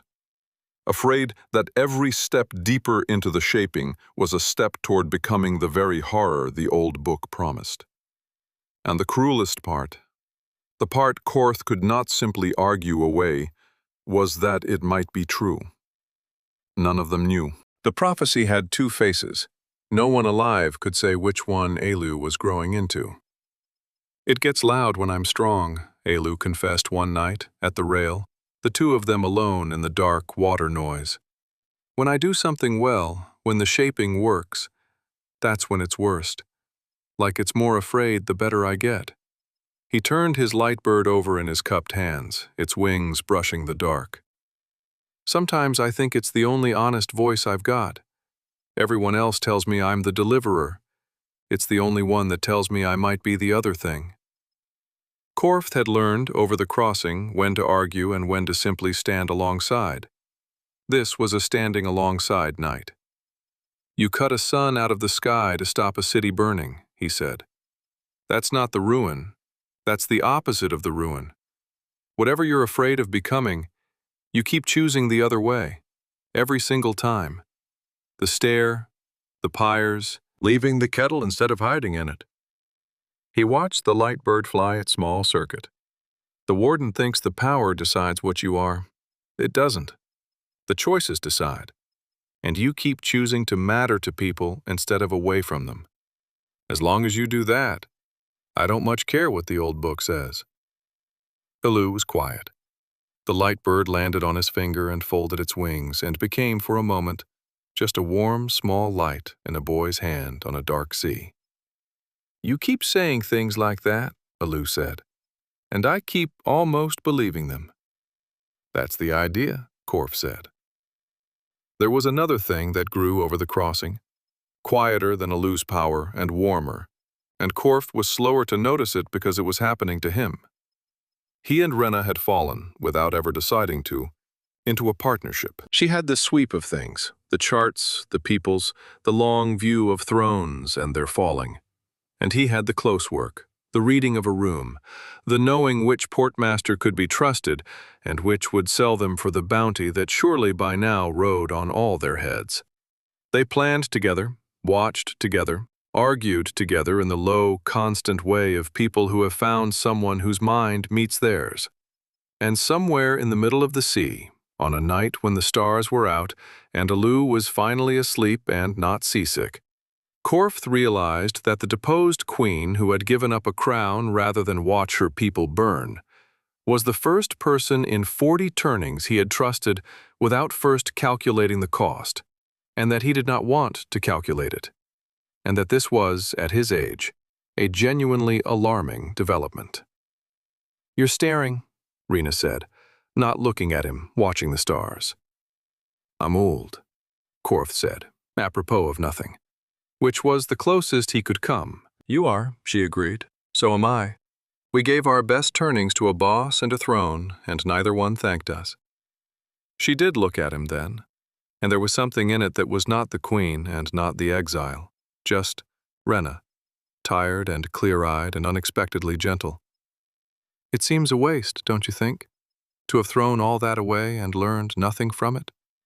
To reach the far end of a hard life and still be too much of a coward to want something as simple as company?" "I've been called a lot of things," Korth said. "Cowards usually mind to give, not take." "Then we're both cowards," Rena said, "and we can be cowardly together and see whether it's warmer than doing it apart." And she took his hand at the rail in the dark, the same hand that had held a frightened boy's on a stair full of ash, and Korth, who had spent his whole life never doing more than the part he was paid for, found that he had somehow, without noticing, acquired an entire life's worth of parts he had never been paid for at all, and would not have given up a single one. They raised the coast of the far homeland at the turn of the season, and the mood on the ship changed the moment Siren came out of the haze. It was not like anywhere they had passed. The drowned coasts and hungry provinces had been the Dominion's edges. This was its heart, and its heart was a fortress continent, its harbors mailed in relic iron, its cities climbing gray and ordered up toward a single mountain that dominated the whole northern sky. A peak that was not merely a peak, that had been carved, its slopes terraced and towered and crowned with a citadel that no living thing could have built, and that had stood, Vale said quietly, unchanged since before the drowning. The mountain throne, the seat of the undying Lord. And as their ship came into the shadow of it, Aleu went white and gripped the rail and said in a small voice, "It felt us." "What?" said Korth. "The thing on the mountain. The undying one." The boy was shaking. "I felt it since the kettle, far off, like the drain in the world Marin felt, though I didn't know her name for it. A great cold pull, drinking the sheen thin. I thought it didn't know me. It knows me. It just felt me come into its shadow, and it—" He swallowed. "It's not afraid." "Everyone's afraid of me, Korth. Everyone since the stair. The warden, the cult, the whole Dominion. This is the first thing I've ever felt that isn't afraid of me at all." His eyes were huge. "It's glad. It felt me come, and it's glad. And I don't understand why that's worse than fear, but it is." Before Korth could answer, a barge put out from the mailed harbor to meet them. Not a war vessel, not soldiers, but a single unhurried craft flying a flag none of them had seen, gray and plain. And on its deck stood a herald in gray who raised a voice unnaturally clear across the water. "The undying sovereign lord of the Dominion," the herald called, "extends greeting to the last woken of the old blood. He has waited a long time for one of you to come to him. He bids the child and the child's keepers ascend to the throne as honored guests, in safety and in peace." A pause, and then in a tone that made the safety and the peace sound like the walls of a very deep cell. "He is most eager to speak with his own kind again. It has been so very long since he had kindred to talk to." Aleu turned to Korth, and to Vale, and to Rena, and the fear in his face had become something more complicated. Because kindred was a word that meant only one thing, and the meaning of it turned the whole world over. "His own kind," Aleu whispered. "It said his own kind." He looked up at the impossible carved mountain, at the citadel that had stood unchanged since before the drowning, ruled 1,000 turnings by a lord who never died. Korth, the thing on the throne, the undying one. His voice shook apart. It's a maker. It's one of us. They went up the carved mountain because there was no version of not going. To refuse the undying Lord in the heart of his own homeland, with the whole mailed continent between them and the sea, would have been to die there in the harbor for nothing. And there was, beneath the fear, a pull Korth saw in Aleu that had nothing to do with prudence. The pull of kindred, of the one thing in all the world that was what he was, after a lifetime of being the only one.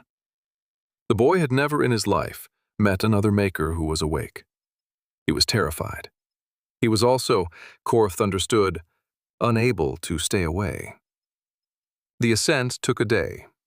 The mountain throne was less a citadel than a wound in the shape of a palace, for it became clear, the higher they climbed, that it had not been built so much as grown, its halls seamless and paled in the way of the sunk sanctum, but vaster beyond measure, its corridors lined with relic work still humming after 1,000 turnings, its every surface bleeding that faint, cold pull that Korth now recognized as the sheen, being drawn steadily inward, drained from the whole world toward this single point. The scaled attendants who guided them were silent and reverent and afraid, and did not meet the child's eyes.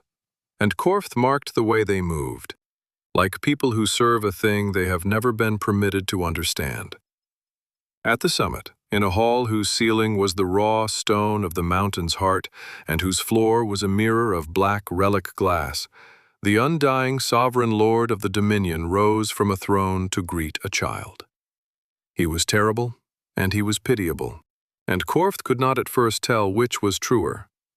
He wore the shape of a maker, the bare, smooth skin, the warm proportions of Aleu's own kind, but only in the places where the machine had not taken him.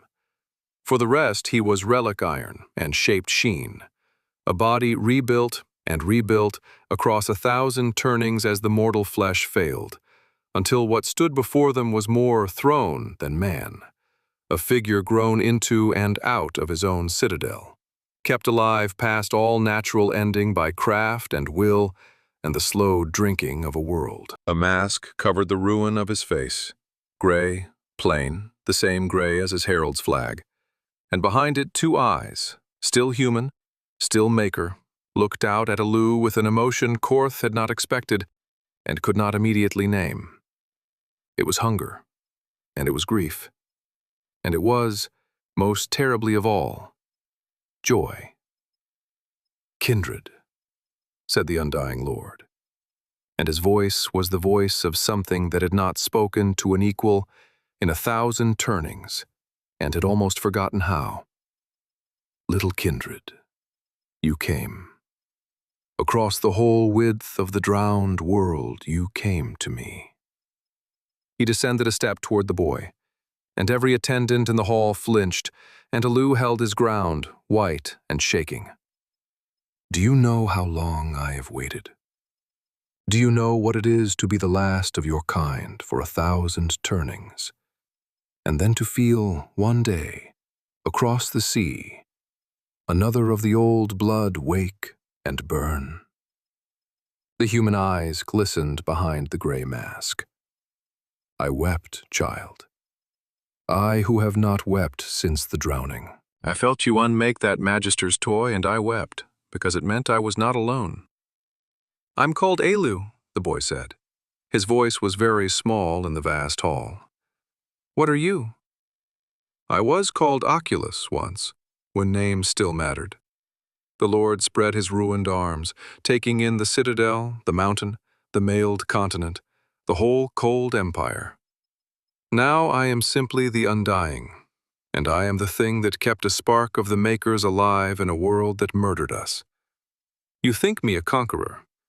You have been told I am the darkness behind the dominion, the hand behind the magister who burned your city. All true, and none of it the truth. He leans toward the boy, and his voice dropped to something almost tender. I did not build an empire out of cruelty, kindred. I built it out of fear. The same fear you carry. The same voice that speaks in your head even now. Yes, I hear that you have a warden. We all woke with one. Mine argued with me for the first 300 turnings until I proved it right. The same voice that tells you the only sin is to die. I listened to mine, Aleu. That is the whole difference between us. You are still deciding whether to listen. I decided long ago. Korth felt the ground shift under the whole story. He looked at Aleu and saw the boy see it too. That this was not merely an enemy, but a mirror. The warden's counsel made flesh and crowned. A maker who had heard the same smooth voice say, "Live, and let the world go hang," and had obeyed it, and had gone on obeying it for 1,000 turnings, until obedience had eaten his face and his mercy, and left only the drinking of a world. "You rule an empire," Aleu said slowly, "to stay alive." "I rule an empire to stay hidden," Oculus corrected, and for the first time something flickered behind the joy and the grief, something that was, unmistakably, terror. "You think the Dominion exists to conquer peoples. Little kindred, the peoples are nothing.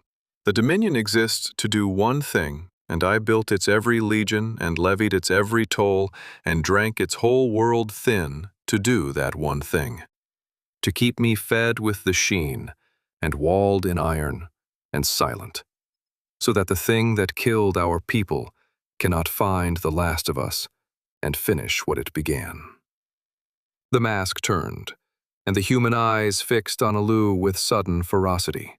"And now you have come burning across the sea like a beacon in the dark, screaming, 'Here, here is a maker, here is the old blood, come and eat.' And you have led it straight to my door." The hall had gone very cold. Aleu did not move. "What killed our people?" the boy said. It was not a question. "The blight, the sickness. I was there. I saw it take the conclave. I watched my brothers. The blight was the symptom." Oculus's voice cracked like ice. "The blight was what it did to us. Unraveled our blood, filled our dying with prophecy, made us dream of deliverers and ruin, while the real thing closed its jaws. But the blight did not come from nowhere, kindred. Nothing does.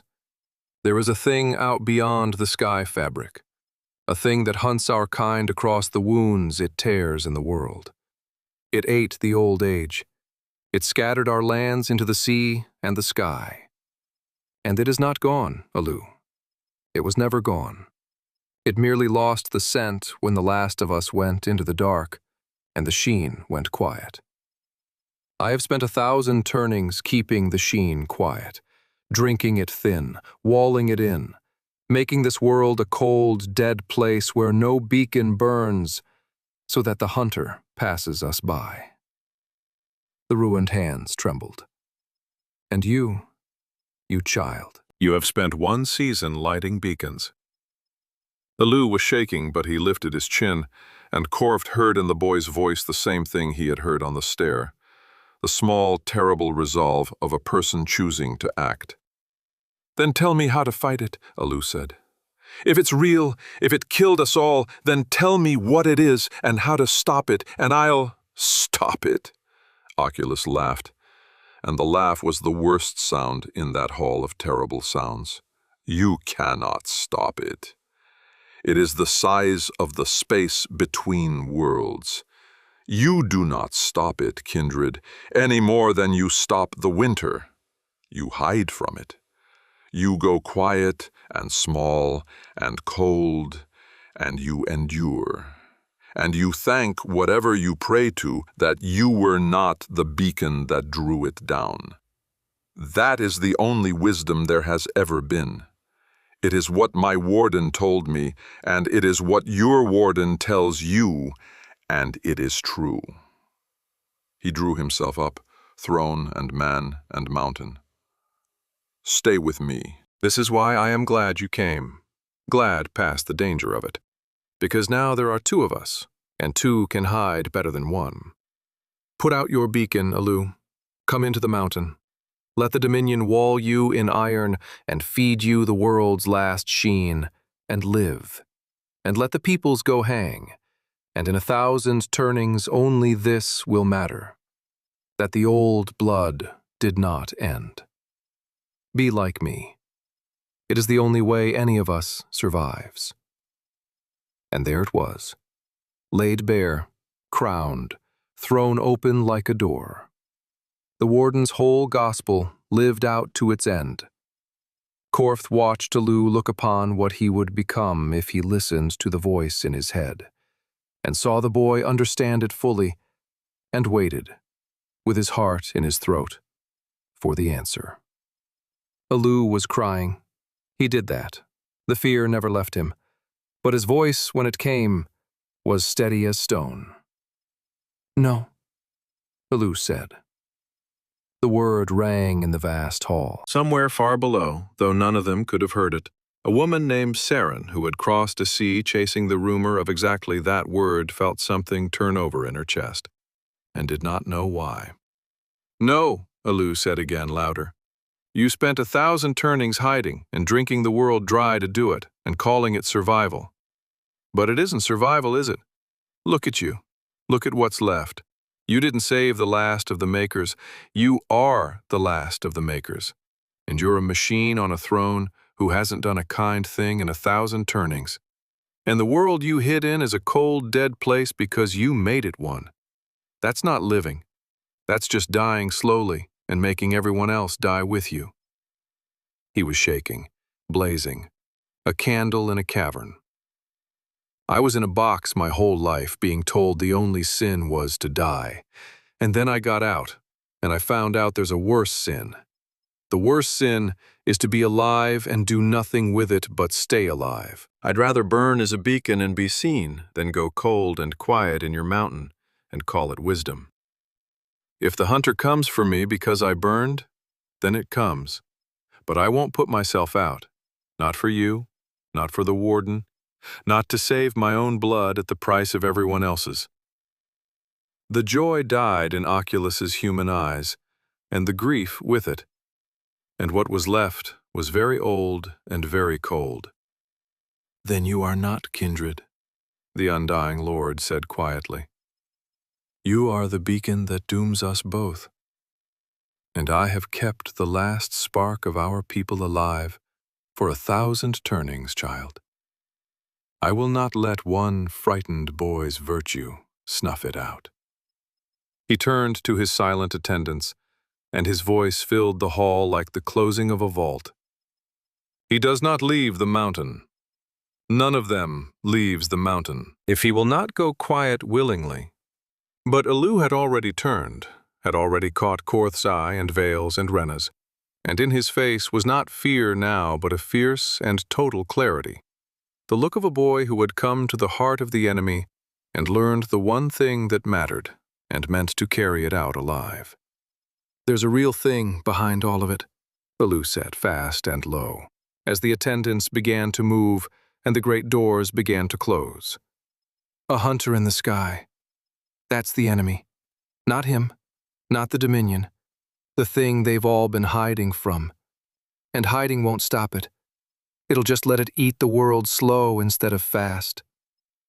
He seized Korth's hand, the old grip, the stair grip. We have to find it. We have to learn what it really is. Not hide from it like him, face it. And we have to get out of this mountain to do it. Then we'd best move, Korth said, drawing his blade as 1,000 turnings of walled-in fear closed its iron around them. Because I don't think our host means to let us. How they came out of the mountain throne alive was a story Korth told, in later turnings, only when pressed, and never the same way twice, because the truth of it was mostly terror, and he preferred the versions with more cleverness in them. The short and true account was this, that a boy who had learned to swim in the sheen when he chose, and not only when he drowned, turned the whole citadel's inward drinking current against itself for the length of a single desperate hour. That Vale, who had killed to keep its charge in a slum tavern, killed to keep it in the halls of an emperor with the same terrible economy. That Rena, who had lost one throne, proved she had learned exactly how such places were built and where their servants' passages ran. And that Korth, who had spent 40 turnings knowing which way to run, ran them all the right way. They reached the harbor, with the mountain roused behind them, and Oculus's fury pouring down the carved slopes in the form of every soldier the throne could raise. And they were on the water and gone before the mailed fleet could close the mouth of the bay. And the undying Lord did not, in the end, sink them, because, Vale judged grimly, 1,000 turnings of hiding had made even the master of an empire slow to make a loud pursuit across an open sea, where the hunter in the sky might notice the noise. That was the shape of the enemy now. They understood it, and the understanding changed everything. There was a thing beyond the world. Oculus had walled a continent in iron and drunk the sheen thin for 1,000 turnings to hide from it. And Aleu meant to face it instead. But to face a thing, you must first know it. And none of them, not even Vale, knew more than the undying Lord's terrified fragments. There is one place that would know, Vale said on the third night out from Cyrune, when the immediate flight had settled into the long grind of the sea. If it survived the drowning. The Makers kept a record, the whole of our history, our sciences, our sorrows, written into an engine that could hold 1,000 turnings and not forget a word of it. The Elder Codex.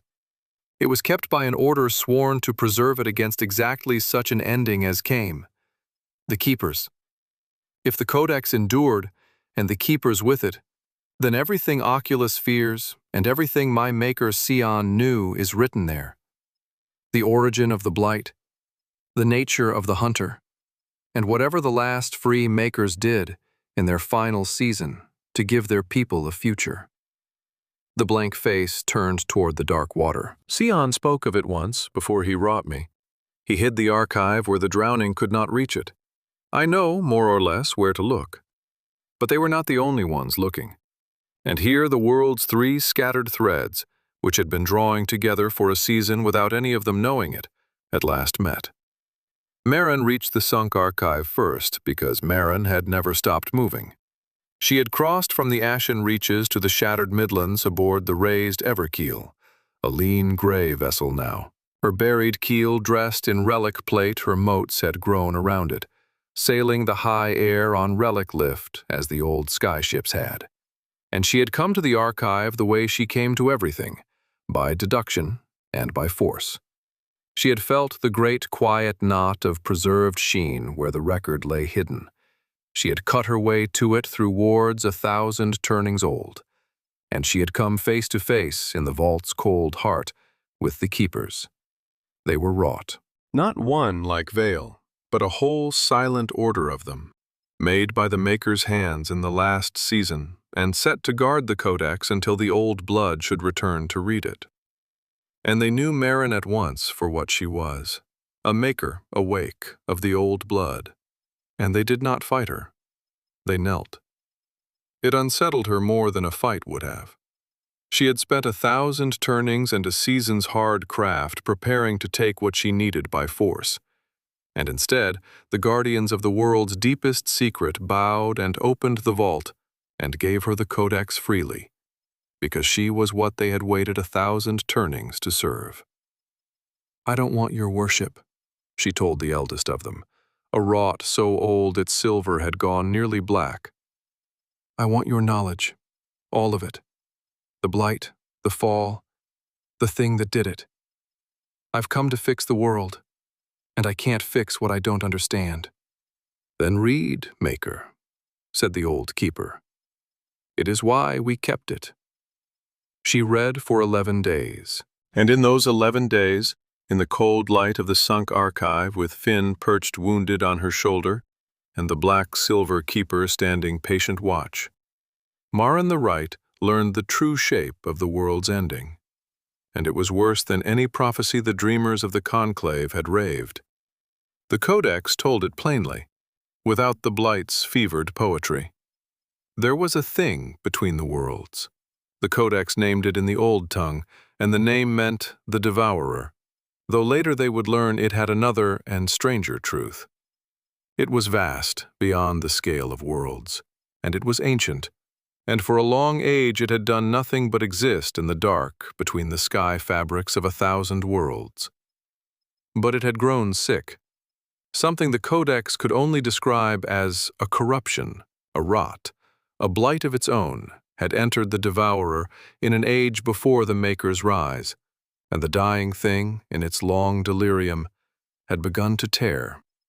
Its death throes ripped wounds in the sky fabric between worlds, the rendings, and through the rendings, into the Maker's world, had bled the Devourer's own corruption, the Maker's blight, which unraveled the old blood and filled the dying with prophecy, because the prophecies were nothing more than the Devourer's death dream leaking into the minds of the things its rot was killing.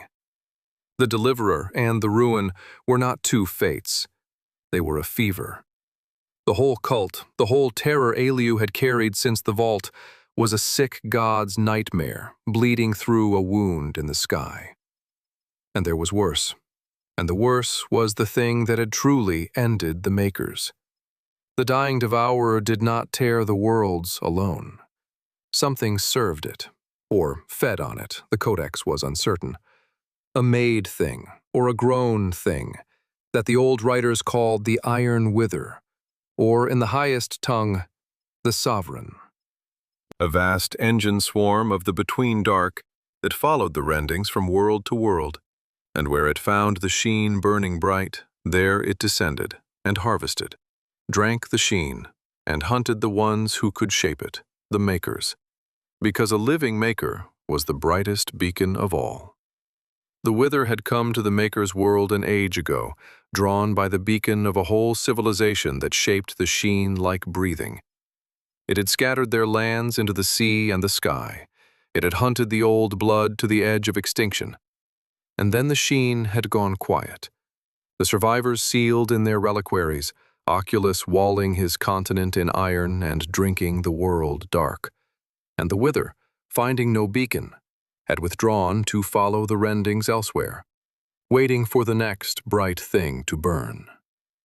Until a boy cut a sun in half over a drowned archipelago, and lit the brightest beacon the world had seen in 1,000 turnings. Marin sat in the cold vault with the whole of it in her mind, and understood, finally and completely, why the world would not heal. It was not merely the fall. It was that the fall was not over. The rot was still bleeding through the wounds in the sky. The hunter was still out there in the dark following the rendings, and the world's whole 1,000-turning silence had been nothing but a held breath before the next descent. "There's a Maker awake across the sea," she said aloud, to the black-silver keeper, having pieced it from the Codex's most recent entries. For the keepers had felt the sun unmade too, and recorded it. "The one the peoples are calling a Deliverer. He's burning bright. He's calling the Wither down." "Yes," said the old keeper. "Then he's a fool," Marin said, without heat, only the flat judgment of a right appraising a badly made thing. "Lighting beacons in the dark. He'll draw it down on all of us." She stood and Finn stirred on her shoulder, and the cold resolve that had carried her out of a self-made grave and across a dead world settled over her like armor. "But it doesn't matter now. The Wither's coming whether he burns or not. He's only hurried it. The question is, what stops it when it comes? And I already know the answer, because I felt it my whole waking life." She turned to the keeper. "The drain. The great cold pull in the sheen. Oculus's in the mountain. But there's an older one, deeper, out at the drowned homeland itself. Gaelmar. Under the sea where our lands went down. I've felt it since I woke. What is it?" The keeper was silent a long moment. When it answered, there was something in its ancient voice that might have been dread. "It is the weir," it said. the last work of the last free makers before the silence. The rendings could not be closed.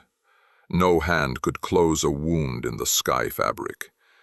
But they could be bound. Sion and Ansa, the greatest of the old rites, built the rending weir at the drowned heart of Gaelmar, an engine that binds the nearest rendings shut against the between dark, and drinks the sheen to hold them so, and has held them, drowned and forgotten, for 1,000 turnings. It is why the wither could not simply pour through and finish us. The weir is the wall. It is the only wall there ever was. The keeper's optic dimmed. But it was built to hold against the dying maker, not against the wither itself, roused and descending. When the hunter comes in full, the weir will not hold. It was never meant to. Merrin stood very still, and in her mind the plan she had carried since she woke. Cut the rot out of the world by craft, turned and reshaped itself around this new and final truth. Then it doesn't hold, she said softly. Then it does something else. Her eyes had gone bright and distant, the rite already building in the dark behind them. A weir binds rendings. It drinks the sheen to do it. But an engine that can bind a wound in the sky fabric can also, if a rite rebuilds it right, be made to open one, cleanly, and hold it. A way. A door out of a dying world to a living one, before the wither comes down to harvest what's left. She looked at Finn, and at the keeper, and at the cold vault full of her people's whole recorded sorrow. I can't save this world. Oculus rotted it, and the devourer's rot bleeds into it, and the wither's coming to finish it. But I can save the peoples. I can rebuild the weir at Gaelmar into a way, and carry a remnant through it to a world the hunter hasn't found. Craft, not prophecy, not a deliverer burning beacons in the dark. Just a rite, and an engine, and enough time to build. You will not have enough time, the old keeper said quietly. The wither has the scent. It is already turning toward this world. And you are one maker deteriorating. For it had seen, as Merrin had long known, how her own augmentations were slowly killing her. And the weir at Gaelmar is drowned, and vast, and 1,000 turnings decayed. Then I'd better start now, Merrin said. And I'd better not be as alone as I've been telling myself I am. She had felt them, faintly, over the 11 days, the beacon boy and whatever came with him, drawing across the sea toward this same vault, toward this same knowledge, the two scattered halves of the last of the makers about to meet at last. She did not know yet whether she would find in the boy an ally or a liability. She suspected the latter. She was, in the way of the very brilliant and the very wounded, wrong about a great deal of what mattered most. But she was right about the where. And she was right that it had to start now. She left the sunk archive that same day, the Everkeel rising into the gray sky with the whole cosmic truth aboard it, and set her course for the drowned homeland of Gaelmar and the rending weir beneath the sea. While behind her, 3 days out and closing, a slum thief and an ageless guardian and an exiled queen and a beacon-bright boy sailed toward the same archive, the same keepers, the same terrible knowledge, and the convergence that would decide the fate of a world. They came to the sunk archive in Merrin's wake and read what she had read, and the cold truth of it settled over Aleu's company as it had settled over hers. The dying god between the worlds, the rot bleeding through the rendings, the iron wither turning its ancient hunger toward the beacon a boy had lit. But where Merrin had received the truth alone and armored herself in it, Aleu received it surrounded by people who loved him, and that made all the difference in what he did with it. The prophecies of fever, he said, when the old black-silver keeper had shown them the last of it. He was very quiet. The deliverer and the ruin, all of it. It's just the dying thing's nightmare leaking through the wounds. I spent my whole life afraid of a fever dream, Something loosened in him as he said it, and Korth watched a weight the boy had carried since the reliquary begin at last to lift. And then he watched it settle back, heavier, transformed. But that means the warden was right about one thing. I am the beacon. Me burning is what's calling it down. Oculus wasn't lying. I've hurried the end of the world. You've hurried a thing that was coming anyway, said the keeper. The other maker read the same pages and understood it. The wither had the scent from the moment the last reliquary was sealed too long. You did not doom the world, child. You only lit it a lamp to walk toward, and the other maker has gone to build what may yet matter more than the lamp. A way, out of the drowned weir at Gaelmar. She means to carry the peoples through to a world the hunter has not found. Another maker, Aleu breathed. It was the second time in a season the word had turned his whole world over, and this time there was no dread in it, only a fierce, startled hope. There's another one of us, and she's not hiding. She's not like Oculus. She's trying to save them. She is trying to save them by craft, the keeper said, and there was a caution in it. She has no faith in beacons, or deliverers, or anything she cannot build with her own hands. She read of you in these pages and named you a fool for burning. You and she want the same end, Maker. You will not agree on a single step of how to reach it.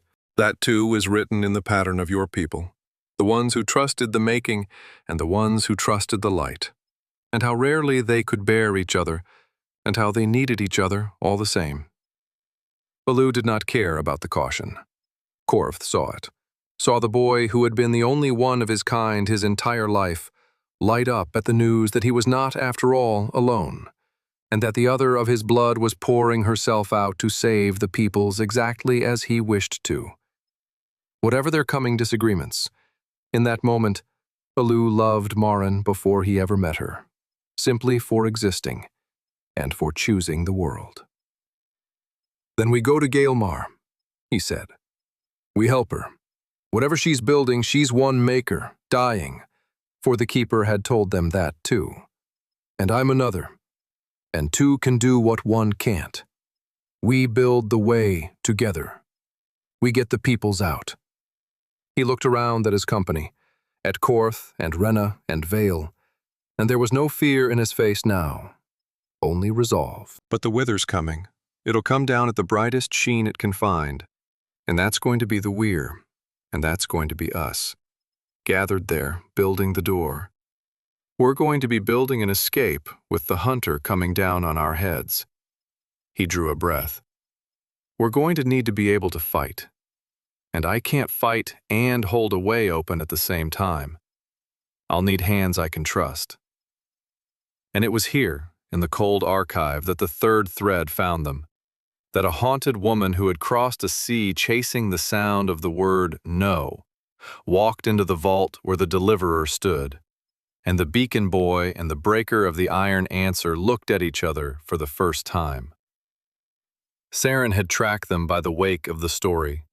It was not hard, the whole shattered Midlands whispered of the deliverer now, and a woman who had once hunted rebels for the Dominion knew how to follow a trail of frightened rumor to its source. What was hard was the arriving. She had crossed a sea and a wasted country on the strength of a single, stubborn thought. And now that she stood in the doorway of the vault with the object of it in front of her, she found she had no idea what she had come to say. Aleu looked at her, at the scaled soldier, at the clean, forward-facing scars, at the Saran officer's bearing she could not shed however far she ran from it, and Korth's hand went to his blade, because he knew exactly what she was. A daughter of the Dominion. The iron answer's own colors, or near enough. The very fire the boy had said no to. But Aleu did not flinch, and he did not signal Korth to strike, and he did not, as the warden surely urged him, see only a threat. He looked at the woman in the doorway the way he had once needed someone to look at him, past the terrible thing she plainly was, to the person underneath deciding to be something else. You're one of them, Aleu said. Not an accusation, an observation. The Dominion. A soldier, his head tilted. You've killed a great many people. Saren's throat worked. She had prepared no answer for a child who saw straight through her in a single sentence. Yes, she said. It came out cracked. More than you could count. More than I can, and I've tried. She had not meant to say the next part. It came up out of her like water from a broken vessel. I came because I heard there was someone who said no to the burning, and I've never once in my whole life said it. I've only ever been the burning. And I'm... Her voice failed. She was, Korth realized with astonishment, a hardened breaker of provinces on the edge of weeping in a doorway. I'm so tired of being the fire. That's all. I don't want anything from you. I don't expect anything. I just wanted to stand near the thing that said no once before. She stopped. It's foolish. I'll go. You loved someone, Aleu said. Saren went still. I can feel it, the boy said, almost apologetically. It's the loudest thing in you. Under all the dead you're carrying, there's one living person you love, and it's the whole reason you're still standing up. He took a step toward her, and Korth's blade did not move, because Korth had learned to trust the boy's terrible, clear sight. The warden in my head tells me your kind can't change, that a fire's a fire and you'd best kill it before it burns you. It says the same about me, mostly. A small, sad smile. I've stopped listening to it. I think you crossed a sea to stop listening to yours. The thing that broke in Saren then was not grief. It was something she had thought long dead. The possibility, held out by a child who had every reason to have her killed, that the road did not have to end in the dark. She sank down onto one knee in the cold vault, not in worship, but because her legs would not hold her, and she wept, finally, for all the dead she had made and all the years she had spent being the fire, while the last of the makers stood over her, and did not judge, and did not absolve, only witnessed. I can't undo them, she said when she could speak. The dead. I know I can't. I'm not asking you to tell me I can. No, Aleu agreed. You can't undo them. Nobody can. But you can decide what the rest of you is for. He crouched to her level. There's a thing coming, Saren. A thing out of the sky that's going to come down on everyone I can't get through a door in time. I'm going to need people who can stand in front of it while I hold the door. People who aren't afraid of the fire. His voice caught, gentle. Because they've been the fire, and they know exactly what it costs. And they've decided to spend themselves stopping it instead of starting it. He held out his hand to her, the way Vale had once held out a silver hand to him on a stair full of ash. That's not redemption. I can't give you that. Nobody can. But it's a use. A good one. Maybe the best one there is. Will you take it? Saren looked at the offered hand. A maker's hand. A child's hand. The hand of the one thing in the world that had said no to the burning, and made it stick. And she understood that she was being offered not forgiveness, which she did not believe in, but purpose, which she had not dared hope for. She took it. Yes, she said. Whatever it is. Yes, Aleu smiled, and then he did a thing that Vale, watching, understood before Korth did. A thing the keepers had shown him in the last pages of the Codex. A work of the old rites he had not known he could do until he read that it was possible, and reached in the vault's stored sheen, and found that he could. He opened his other hand, and in it pooled a thing like liquid silver, living metal, shaped sheen given form and will, the way Sion had once wrought Vale and the keepers, but small enough to give and quick enough to answer a warrior's need. It ran up Saren's arm like quicksilver finding its level, and settled over her, and became, when she willed it, learning in a breath what it was, armor, and a blade, and a shield, and a thing that could turn its shape to whatever the moment asked. Bound to her the way Finn was bound to Marin, the way Vale was bound to Aleu. "The quicksilver gift," Aleu said. "It's alive, a little. It'll learn you. It'll be as good as you decide to be." He closed her armored hand in both of his. "You crossed a sea to stand near the thing that said no. Now you get to be it. Stand in front of the fire, Saren. Hold the line while I hold the door, and when it's done—" He glanced, and Korth understood the boy had seen the feather she carried, felt the shape of the one living love that had kept her upright. "When it's done, go and find her, the one you love. Tell her you finally learned to say no. That's the whole of it. That's what I need from you." Saren knelt in the cold archive in armor made of a god's own gift, the dead still walking behind her, but walking for the first time in the wake of something she had chosen. And for the first time in more turnings than she could number, she was not afraid of the morning. "I'll hold the line," she said. "I swear it. Whatever comes down out of that sky, it goes through me before it touches your door." And so the last of the Maker's scattered instruments were gathered: the thief, the queen, the guardian, the redeemed breaker, and somewhere ahead at the drowned Weir the Right, who did not yet know she had allies coming. All of them turning now toward Gaelmar, and the drowned homeland, and the rebuilding of the Weir into a way. While far out beyond the sky fabric, drawn by the brightest beacon in 1,000 turnings, the iron wither began its long descent.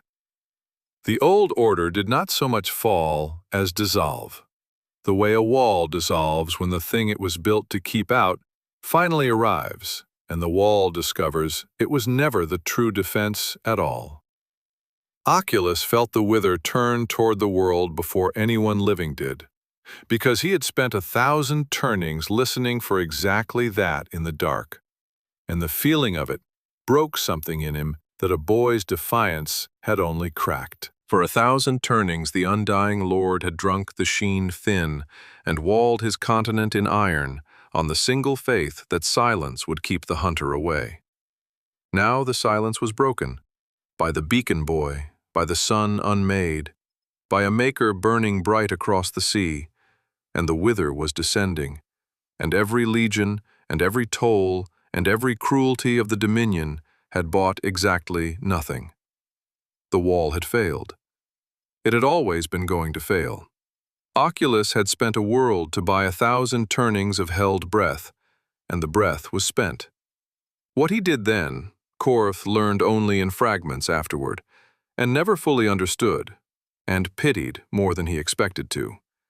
The undying lord did not fight the wither. There was no fighting it. He did not flee. There was nowhere a thing walled into a mountain could flee to.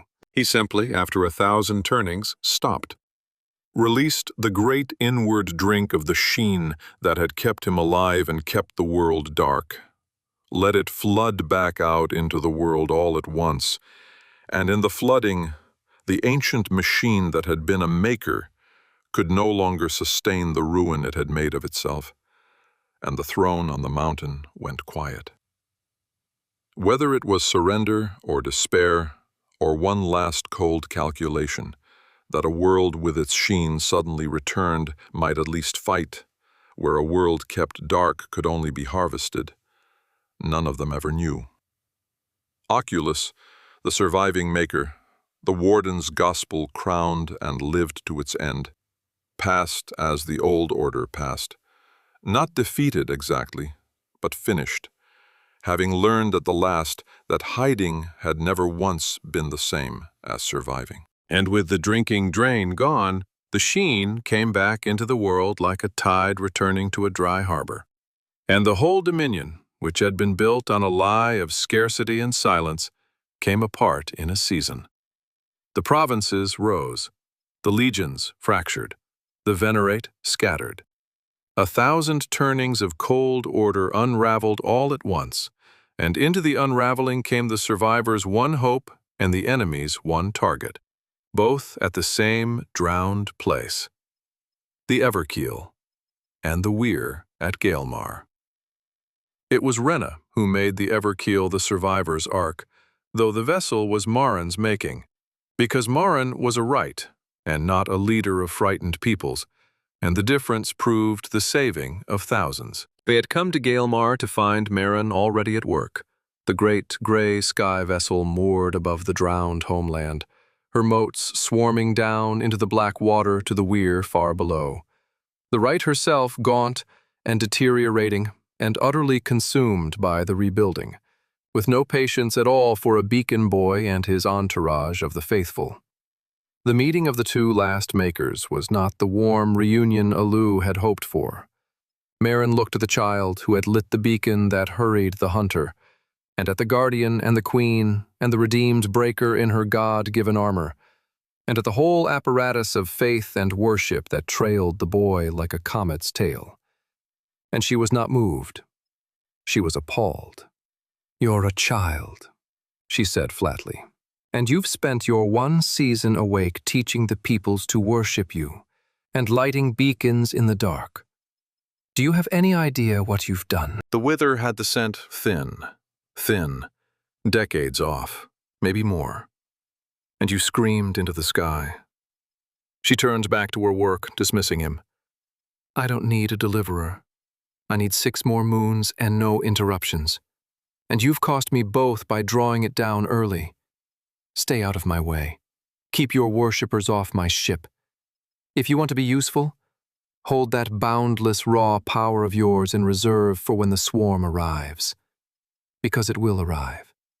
And sooner than it should have. Because of you." Korth watched the boy absorb this. The one other of his kind in all the world.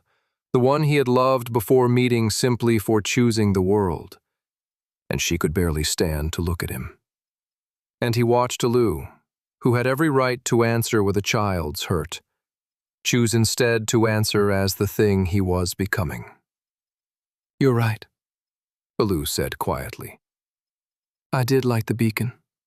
I was trying to save a city, and I hurried the end of the world. And I'll carry that." "But you're building a way, Marin, and I can help you build it.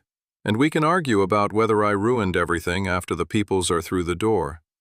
There's another maker awake in the world, and she's dying and pouring herself into a machine to save strangers. And I don't care that you think I'm a fool. I've never been so glad of anything in my life as I am that you exist." He held her gaze. "You don't have to like me. You just have to let me carry some of the weight." Something flickered across Marin's ruined face. Surprise, perhaps, that the beacon boy had steel in him, or the old buried longing of a maker who had also been alone 1,000 turnings and had also thought herself the last. But she had spent her whole life trusting craft over feeling, and she did not soften. "Then hold your power in reserve," she said, "and keep your queen and your soldier at the boundaries, and let me work." And she turned back to the weir, and that was as much as she would give. It was enough. It was, in the end, the shape of the whole ending, the two last makers pulling in harness without ever quite pulling together. Faith and craft yoked to the same doomed, hopeful labor. The peoples came. Word ran ahead of the Everkeel as it had run ahead of the Deliverer, and now the two rumors merged into one enormous, desperate hope. That at the drowned homeland there was a door out of a dying world, and a God to hold it open, and a great sky ark to carry a remnant through. They came by the thousand, by the tide, up out of the unraveling dominion, feathered and scaled and stranger kinds, freed slaves and broken soldiers, and whole villages who had heard the sky itself was falling, and had decided to run toward the one place that promised a way out, rather than wait for the dark. And it was Rena who received them. She had lost one throne. She had learned, in the losing, what a ruler owed the ruled. And she spent that hard knowledge now without stint, organizing the flood into the ark, deciding who came aboard and in what order, holding the terrible arithmetic of a lifeboat against the numberless drowning, and doing it with a queen's steel and a queen's grief. Korth stood at her side through all of it, the close work to her sweep, and watched the woman he had come to love become, at last and fully, the leader she had once fled from being, and understood that this, the receiving of the frightened peoples aboard the ark, was the redemption she had crossed her whole broken life to reach, the atonement for the crown she had abandoned rather than defend. "I ran from a throne once," she told him, in a rare, still moment, watching the ark fill, "because I could not bear to watch my people burn defending it. And I've spent every turning since calling myself a coward for it." She watched a mother hand a child up the ramp into the Everkeel. "But I think perhaps I was only ever waiting for a throne worth defending, not a chair in the high rings. This. A door. A door for anyone who wants to live." She took his hand. "I'm not running this time, Korth." "No," he said. "You're not." Saren held the boundaries, and it was the making of her. The unraveling dominion had bred desperation, and desperation bred those who would take a place on the ark by force. And it fell to Saren and her quicksilver gift to stand at the edges and keep the flood orderly, to turn back the ones who would trample the weak to save themselves, without ever again becoming the fire she had been. It was the hardest work she had ever done, harder than breaking provinces because breaking had been easy and this was not. And she did it, and the dead still walked behind her, but they walked now in the wake of someone worth following. And far below, in the black drowned water, the weir was reborn under Marin's hand. An engine 1,000 turnings decayed, dragged back toward function mote by mote, meant now not to bind the rendings shut, but to open one clean and hold it. Away, out of the dying world, to a living one across the dark. They were not given 6 moons. They were given a season. And then the sky changed. It came the way the Codex had promised, and no words had prepared them for. A wrongness in the high air, a cold that was not weather, a darkening of the sky fabric out beyond the reach of any lamp. The iron wither, drawn across the gulf between worlds by the brightest beacon in 1,000 turnings, came down at last upon the drowned homeland, upon the ark and the weir, and the gathered remnant of a world. And it was vast, beyond the scale of anything living, an engine swarm that filled the sky like a second and hungrier night. And it descended upon the one bright thing in a dark world with the patient certainty of a thing that had done this to 1,000 worlds before. "It's here," Aleu said on the deck of the Everkeel, staring up at the thing that had ended his people. His voice did not shake. He had come, over a long season, past the place where it could shake. "The hunter. It's here." He looked at the swarming dark, and at the crowded ark, and at the reborn weir far below, and at Marin, gaunt and dying at her engine, and Saren armored at the boundary, and Rena at the ramp, and Korth beside him, and Vale at his shoulder, the whole of his gathered family arrayed against the ending of the world. "The way isn't finished. Marin needs more time, and that," he nodded at the descending wither, "isn't going to give us any." "Then we buy it," Korth said, and drew his blade, old and outmatched and entirely unwilling to be anywhere else. "However much of it we can, however dear." But Aleu did not draw a weapon, because Aleu had understood in the moment the wither filled the sky that no weapon in the gathered arsenal of the world could touch the thing that had ended his people, and that the only weapon that could was the one thing he had spent his whole life being told to hide. "I have to go up," he said. Korth turned. "Up where?" "There's no up. There's a not up into the swarm." Aleu's eyes had gone distant, fixed on something past the descending dark, past the sky fabric itself. "Up into the deep. The deepening." "Vale," he turned to the wrought. "The Codex said there are stairs. The old rites called it the 10,000 stairs. The shaping and then past the shaping. I've been climbing them my whole season awake without knowing their name. Cutting the sun, holding away. Those were the low steps. His voice was quiet and certain and terrible. I have to climb the rest. All of them. Now. It's the only thing that reaches high enough to matter. Vale went very still, the way it had gone still in the sanctum before the fire.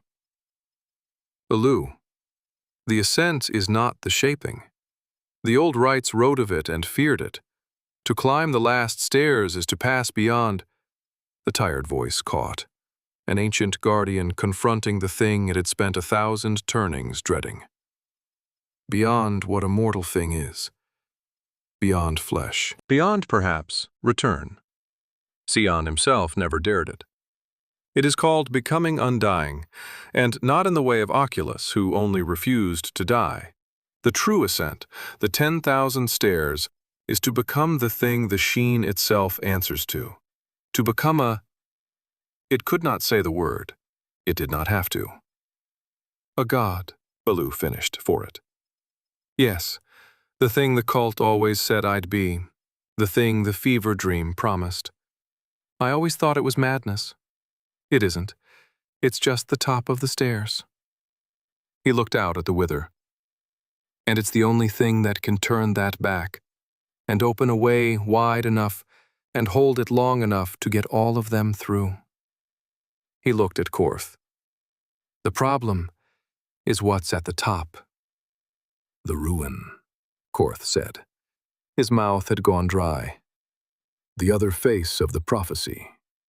The prophecy's a fever, Aleu said. But fevers aren't lies, exactly. They're the truth with the fear left in.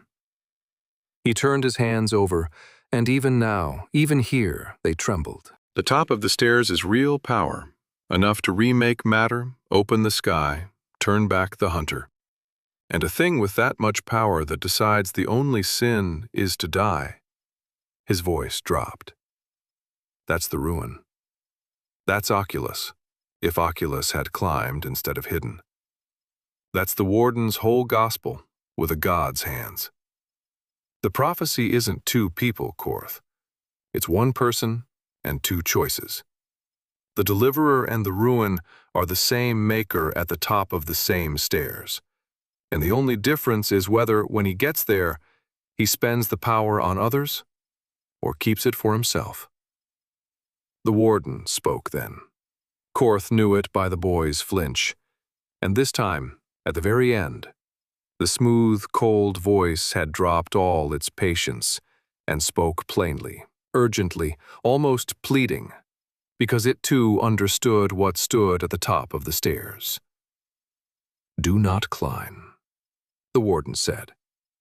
And Aleu spoke it aloud, so they could all hear the last argument of the voice that had ridden in his skull for 1,000 turnings. Do not climb them. This is the moment I was made for. This is the charge. If you climb, you become the thing that can save them. But you also become the thing that can end them. And no one, not even you, can be certain which you will be when you reach the top.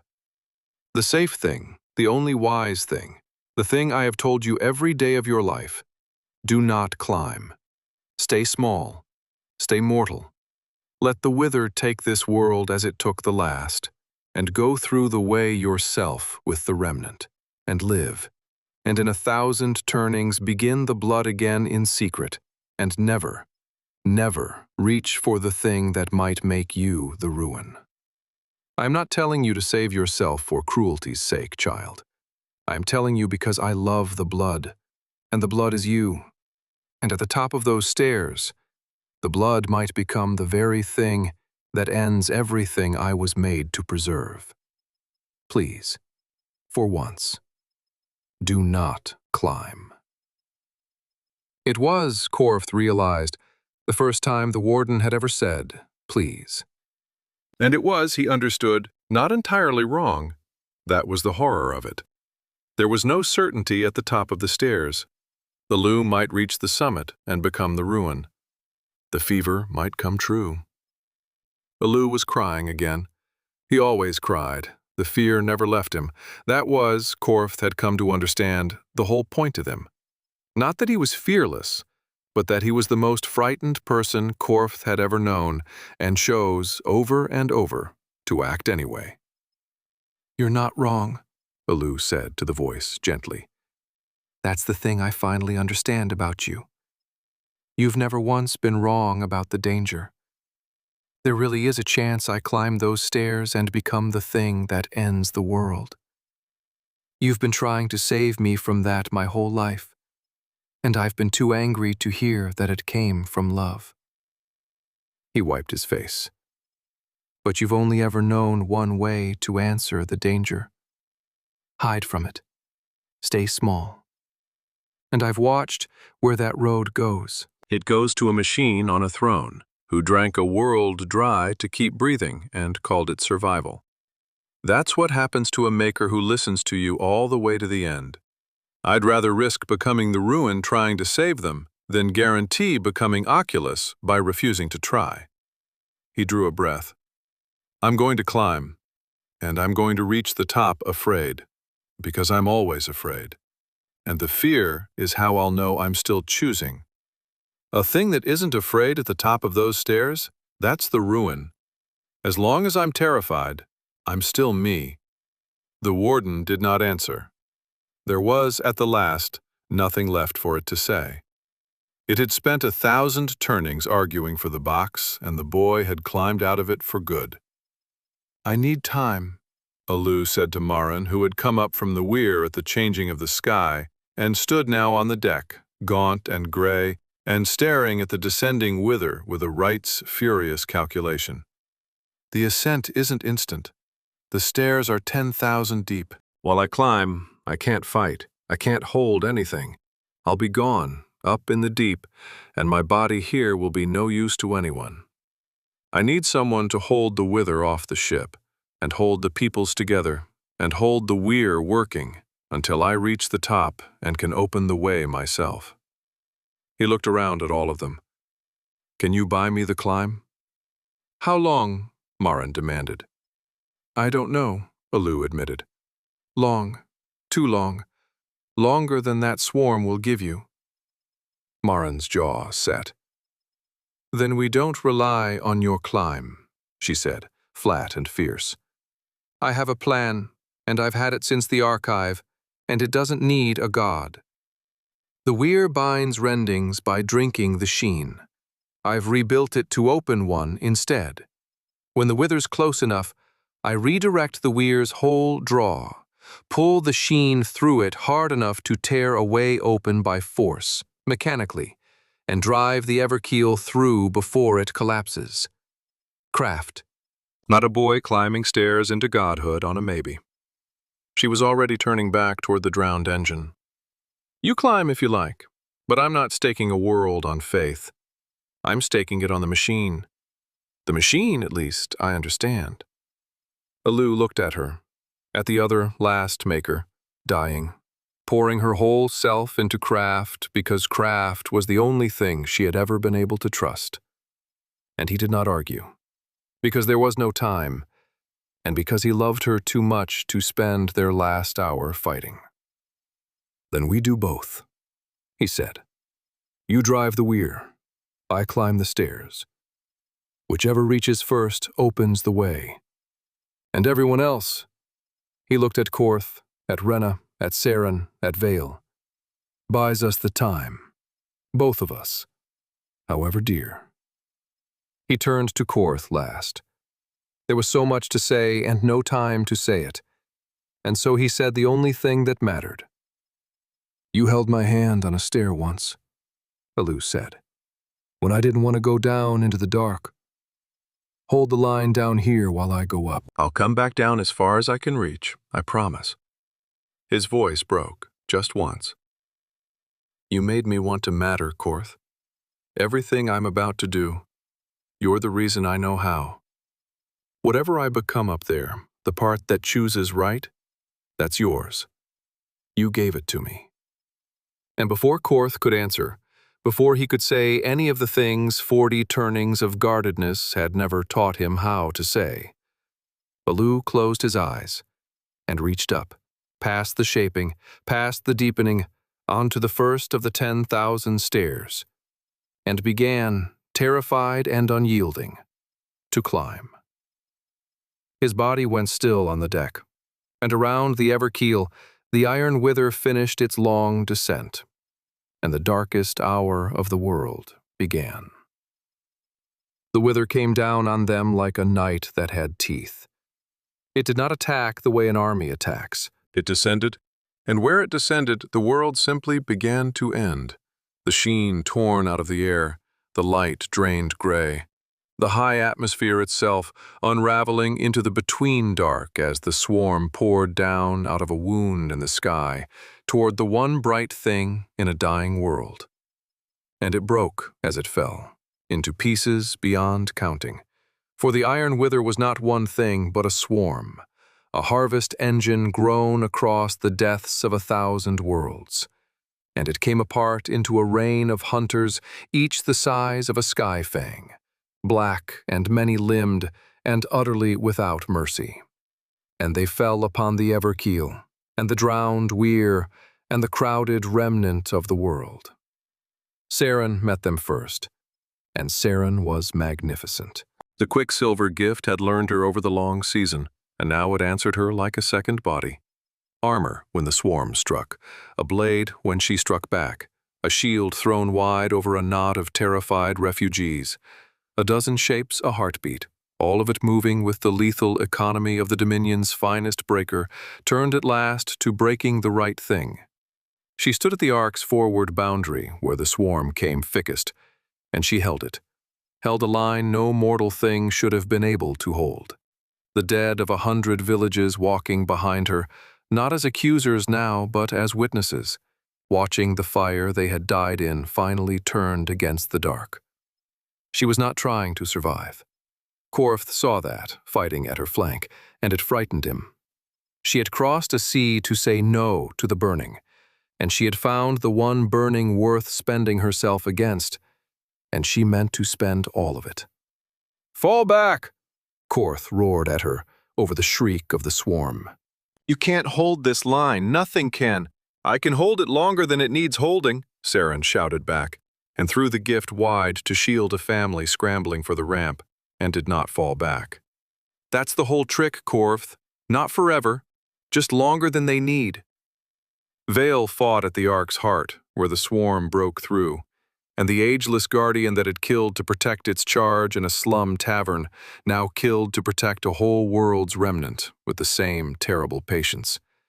But even Vale could be overwhelmed, and Korth saw the silver body take wounds that would have felled a mountain, saw it fight on with a limb torn away, saw 1,000 turnings of devotion pour itself out in the space where the boy it guarded lay still and climbing on the deck. Rena held the peoples. That was its own kind of battle and no less desperate, for a crowd of thousands with the sky ending above them could become in a heartbeat a stampede that would kill more than the swarm. And it fell to Rena and her hard-won steel to hold them to order, to keep the ramps flowing, to make the terrible arithmetic of the lifeboat hold against the panic. She stood at the ramp with Korth's old service whistle. She had taken to carrying it, the Undercrag all clear, the sound that meant this way, safe, quick. And she blew it over and over into the chaos. And the peoples who had learned across a season that the sound meant survival came to it and lived. And below the whole battle, in the black, drowned water, Marin drove the weir. Korth could not see her work. No one could.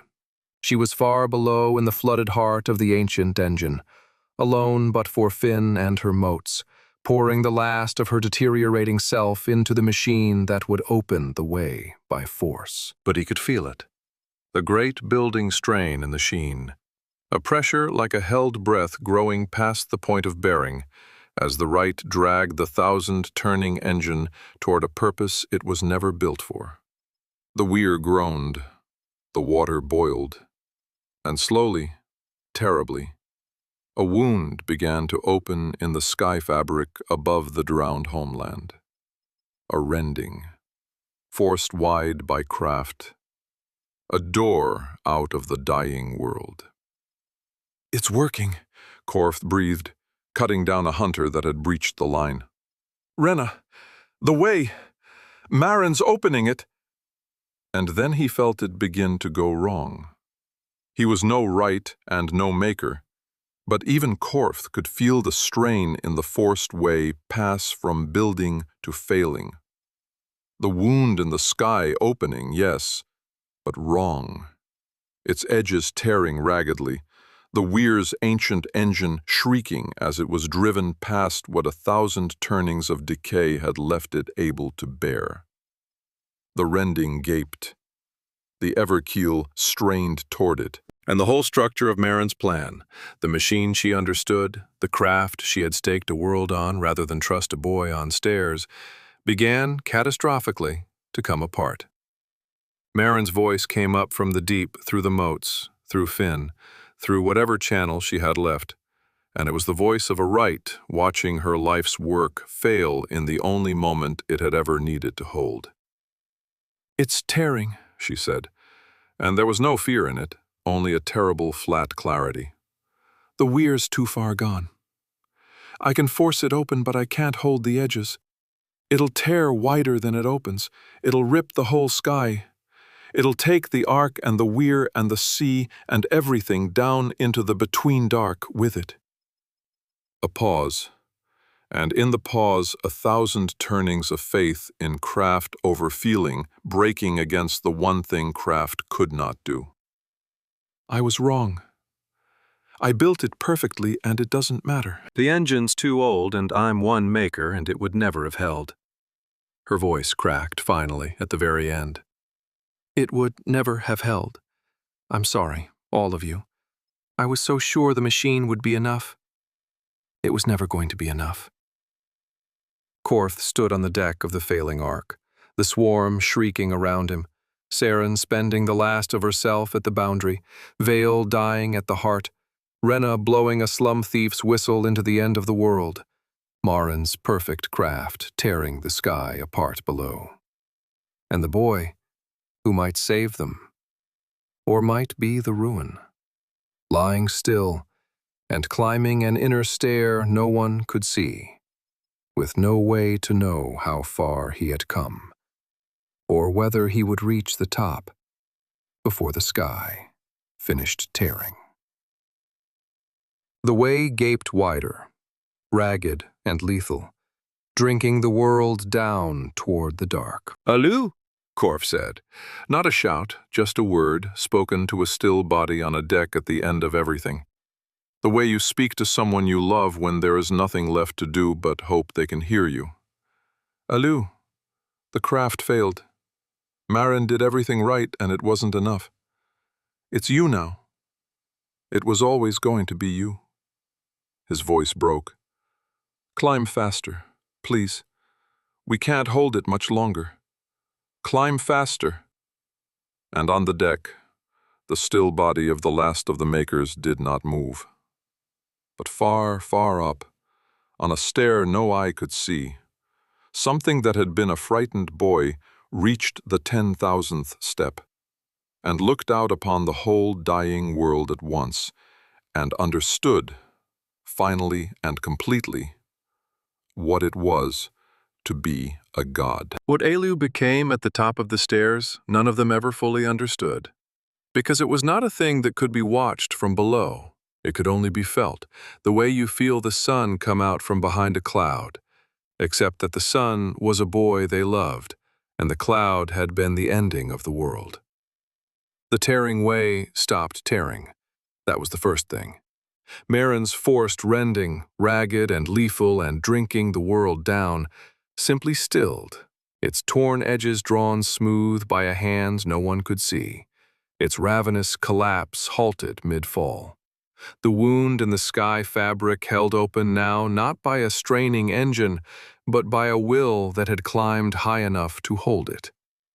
The pressure that had been ending the world became, in a breath, a door held open by something that found holding it no more effort than a mortal finds the holding of a thought. And then the swarm stopped. The iron wither, the harvest engine of 1,000 dead worlds. The hunter that had ended the makers, vast beyond the scale of anything living, met for the first time in its long, murderous existence a thing it could not harvest. Aleu turned back the descending dark not with a weapon and not with a battle, but with the simple fact of what he now was, a maker at the top of the 10,000 stairs, the thing the sheen itself answered to. And where he set his will against the wither's hunger, the hunger found nothing to close its jaws on. The swarm that had been falling like a second night halted and hung, and Korth watched it, unable to breathe, began slowly to be turned, driven back up toward the wound it had poured from, a whole descending apocalypse held off a crowded arc by the will of a boy who had spent his life being told he was the worst of his kind. Saren fell to her knees at the boundary, the swarm no longer breaking on her, and wept into her armored hands. Vale, torn and failing at the ark's heart, went still with something that on a face that had no features could only be called wonder. Rena lowered the whistle, and Korth stood on the deck beside the still body that was no longer quite where its owner was, and felt the whole world hold its breath in the space a god had made. Aleu's presence filled the sky. Not visible exactly, but there, everywhere, the way weather is there. And Korth felt it turn its attention, vast and gentle, to each of them in turn. He felt it brush Saren, and felt her lifelong dead go quiet at last, forgiven not by absolution, but by the simple witness of a god who had seen exactly what she was, and loved her anyway. He felt it touch Rena and Vale, and the whole crowded, frightened remnant of the world, steadying them, gentling them, 1,000 small mercies performed in the same breath. And he felt it come to rest on him, Korth, the old thief who had thrown away 3 good rules on a wet roof. And in the resting there was so much love that Korth, who had not wept since he was a fledgling, wept. "I made it," Aleu said. And the voice was everywhere, and it was still, unmistakably, the boy's. "Korth, I climbed all of it, and I reached the top afraid. I'm still afraid. I'm more afraid than I've ever been. And that's how I know. That's how I know I'm not the ruin. A god that isn't afraid of its own power, that's the thing the prophecy meant. I'm terrified. So it's all right. It's going to be all right." And there, at the threshold of the way, in the space between the tearing world and the door held open above it, the 2 last makers met. The boy who had climbed to godhood on faith, and the woman who had come up broken from the drowned engine that faith had made unnecessary.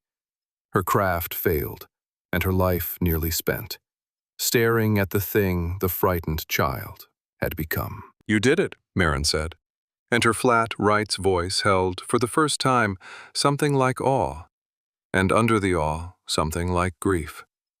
"I built the machine, and it would never have held. And you climbed a stair and held the whole sky in your hand. I spent my whole life trusting the making, because I couldn't bear to trust anything I couldn't build. And in the end, the thing that saved them was the thing I was too afraid to be." A pause, up in the light where the 2 of them stood beyond mortal reach. "I was wrong about you. I called you a fool for burning. But the beacon was never the mistake, was it? The mistake was mine, thinking a world could be saved by a thing that never gives itself away." "You gave yourself away," Aleu answered gently. "The whole season. You poured your dying self into an engine to save strangers who will never know your name. That's not craft, Maren. That's the same thing I did on the stairs. We climbed the same mountain, from different sides. You just wouldn't call it by its name." The vast, gentle presence bent toward her. "Go down. Finish your part. There's still a thing only you can do, and I can't do it for you. And it matters more than either of us knows. Go down and do the last of your work. I'll hold the way." And Aleu held the way. He held it open, wide and smooth and stable, a door out of the dying world to a living one across the dark. And through it, at Rena's steady direction and under the gods' protecting will, the Everkeel passed. The great gray ark, laden with the frightened remnant of a whole world, rose toward the door a boy held open with the last and highest thing he had climbed to become, and crossed the threshold. And Korth, standing on the deck, one hand on the still body that Aleu had left behind, the other gripping the rail, watched the dying sky of his whole life give way in the passage of a single held breath to the clean, unwounded sky of a world that had never known the wither. A world green and living and safe, waiting on the far side of a door a terrified child had climbed 10,000 stairs to open. They were through. The peoples were through. The world was saved. And Korth felt the gods' attention come to him one last time, close and personal, the boy inside the vastness, and knew before Aleu spoke what the holding of the door had cost. "I can't come with you," Aleu said, and now the boy's voice shook, the fear it had never lost, breaking through at the very end. "To hold the way, I had to climb all the way to the top, and a thing at the top of those stairs isn't mortal anymore, Korth. It can't fit back into a boy on a deck. I felt it as I climbed. Every stair I went up was a stair I couldn't come back down. That's the cost. That's what the old rites feared. You don't climb to godhood and then go home to supper." The vast presence gathered, and in it was a boy saying goodbye to the only father he had ever had. "I'm going to hold this door until you're all through and safe on the other side. And then I'm going to close it behind you, so the wither can never follow. And I can't do that and be a boy again. I have to stay what I've become. I have to stay up here, beyond your reach." "No," Korth said. His voice was nothing. "No, that's not... We didn't do all of this to... There has to be a way to..." "There isn't." I looked. "From the top you can see everything, Korth. And there isn't." Impossibly, in the vastness, Korth felt the boy smile, the sad, brave smile of the child who had learned to matter, and now had to pay what mattering cost. "But listen to me. It's all right. Do you understand? For the first time in my whole life, it's actually all right. I spent 1,000 turnings in a box being told the only thing that mattered was that I not die. And I got out, and you taught me there was something better than not dying. There was mattering. There was giving yourself to something. And now I get to give myself to the biggest thing there is.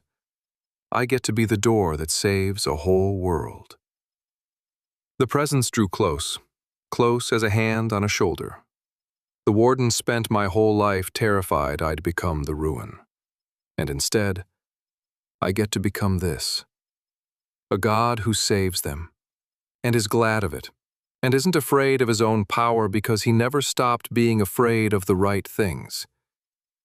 That's not the ruin, Korth. That's the best ending the fever dream never dared to dream. And you gave it to me. You. The cold ears of the Blackwing who threw away his rules on a wet roof and held a frightened boy's hand on a stair. A pause, and then, very softly, "Thank you for being my father. I didn't have one in the box. I have one now. I'll carry it wherever I'm going." The Everkeel crossed fully into the New World's clean sky. The last of the peoples was through. Only the door remained, and the god holding it, and an old thief on a deck with his hand on a body its owner had already left. "I don't know how to say goodbye to you," Korth said. It was the truest thing he had ever said. I never learned. 40 turnings, and I never once learned how to. Then don't, Aleu said. Don't say goodbye. Say what you'd say if you were going to see me again. Because you will. I don't know how yet, but I can see far enough from up here to know it's not the end of us. It's just the end of this part. Say that. Korth's throat closed. He got the words out anyway because the boy had asked, and he would never again refuse the boy anything. Until I see you again, Korth said. Until I see you again, said the god who had been a frightened child, with a boy's whole love in a voice as wide as the sky. And Aleu closed the way. The door between the worlds drew shut, smooth and final and forever, sealing the new world from the dying one, sealing the wither out beyond a threshold it could never cross, sealing the god who had been Aleu on the far side of a door that would not open again. And the vast, gentle presence that had filled the sky lifted from them all at once, like a held breath released, like the sun going behind the world, and was gone. On the deck of the Everkeel, in the clean, unwounded sky of a world that would live because a terrified boy had climbed 10,000 stairs and been unafraid of the right things, the small, still body that Aleu had left behind let out one final breath and did not draw another, and was at last only a body, the shed shape of a thing that had become too large to wear it. Korth knelt over it in the new world's light and held it, and grieved for the son he had found and raised and lost in a single season, and did not for a long time let go. There was one more part, and it was Merrin's, and she did not survive it. But she had never expected to, and she died having done the one thing that made everything else worth the doing. Aleu had told her to go down and finish her work, and there was a truth in that the god had seen from the top of the stairs, and Merrin had carried alone since before the archive. Her craft had failed at the weir.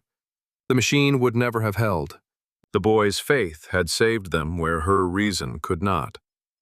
She had made her peace with that, in the strange clarity of the ending, a right, watching feeling accomplish what making could not, and finding, to her own surprise, that it did not embitter her. But there had been a second work, quieter than the weir and older, that she had carried across a dead world, and never once spoken of. And it was this that she went down to finish while the Everkeel crossed. In the flooded heart of the drowned homeland, in the last moments before the way closed, and while the ark still hung between the worlds, Maren spent the final measure of her deteriorating self to move a thing from the dark of Gaelmar into the hold of the Everkeel. A thing she had found in the archive's deepest record and gone secretly to recover before ever she came to the weir. It was a vault of relic metal, small and cold and impossibly heavy, and it was the last and best work of the last free makers before the silence, the seed vault. Within it, sealed in the deep coal that had held Aleu himself, lay the frozen seed of the makers, not one last frightened candidate, but the whole future of a people, the embryos of 1,000,000 of the old blood, made and sealed and hidden by the conclave in its final season against the very extinction that had seemed, until this hour, to be complete. Aleu did not know. That was the thing Merrin understood, dying, that made her spend her last strength on it. That Aleu, even at the top of the 10,000 stairs, even as a god who could see nearly everything, could not see this. For the seed vault was sealed in relic metal, and relic metal was opaque to the sheen. It was the one thing in all the world a maker's sight could not pierce, the reason the frost box in the kettle had been able to hide a living god from every seeker in the Undercrag, the load-bearing secret of the whole Elder Age. Aleu had climbed to godhood believing himself the last of the makers, the very last, giving himself away to save a world in which his people would end with him. And Maren, who could not climb and could not become a god and could not save herself, could do the one thing the god could not. She could carry the hidden future of the makers through the door, unseen even by the divine, so that the last of the makers would prove in the end not to be the last at all. "He thinks he's the last," she said to Finn, in the flooded dark, her strength going out of her like water from a cracked vessel. The little drone pressed against her, wounded and loyal to the end. "He gave himself away, thinking his people died with him. He'll never know, up there, beyond the door." She managed, at the very end, something almost like a smile. A Wright's smile, satisfied with a thing well made. "But we'll know. And they'll live." The whole future of the old blood, through the door, hidden even from the god who opened it. "That's my work, Finn. That's the last of the Wright's work, not the weir. This." Her voice failed. "Tell them, when they find it, tell them it was made with love. The whole reason I couldn't trust the making in the end was that I loved them too much to lose them. Craft was only ever love that was too afraid to say its name. He taught me that. The boy, at the very top." Her ruined hand found Finn's small shell in the dark. "Tell them a maker who never learned to say it carried them through anyway. Tell them—" But she had spent the last of herself, and the way was closing, and Maren the Right, the second last of the makers, died in the flooded heart of her drowned homeland, with her hidden work already through the door, and safe in the new world's hold. Her craft failed, and her purpose fulfilled, having saved, by love disguised as making, the very people her reason could never have saved alone. Finn carried her final words up into the ark before the door sealed, and would repeat them in time to the ones who needed to hear them. The survivors did not know at first what she had done.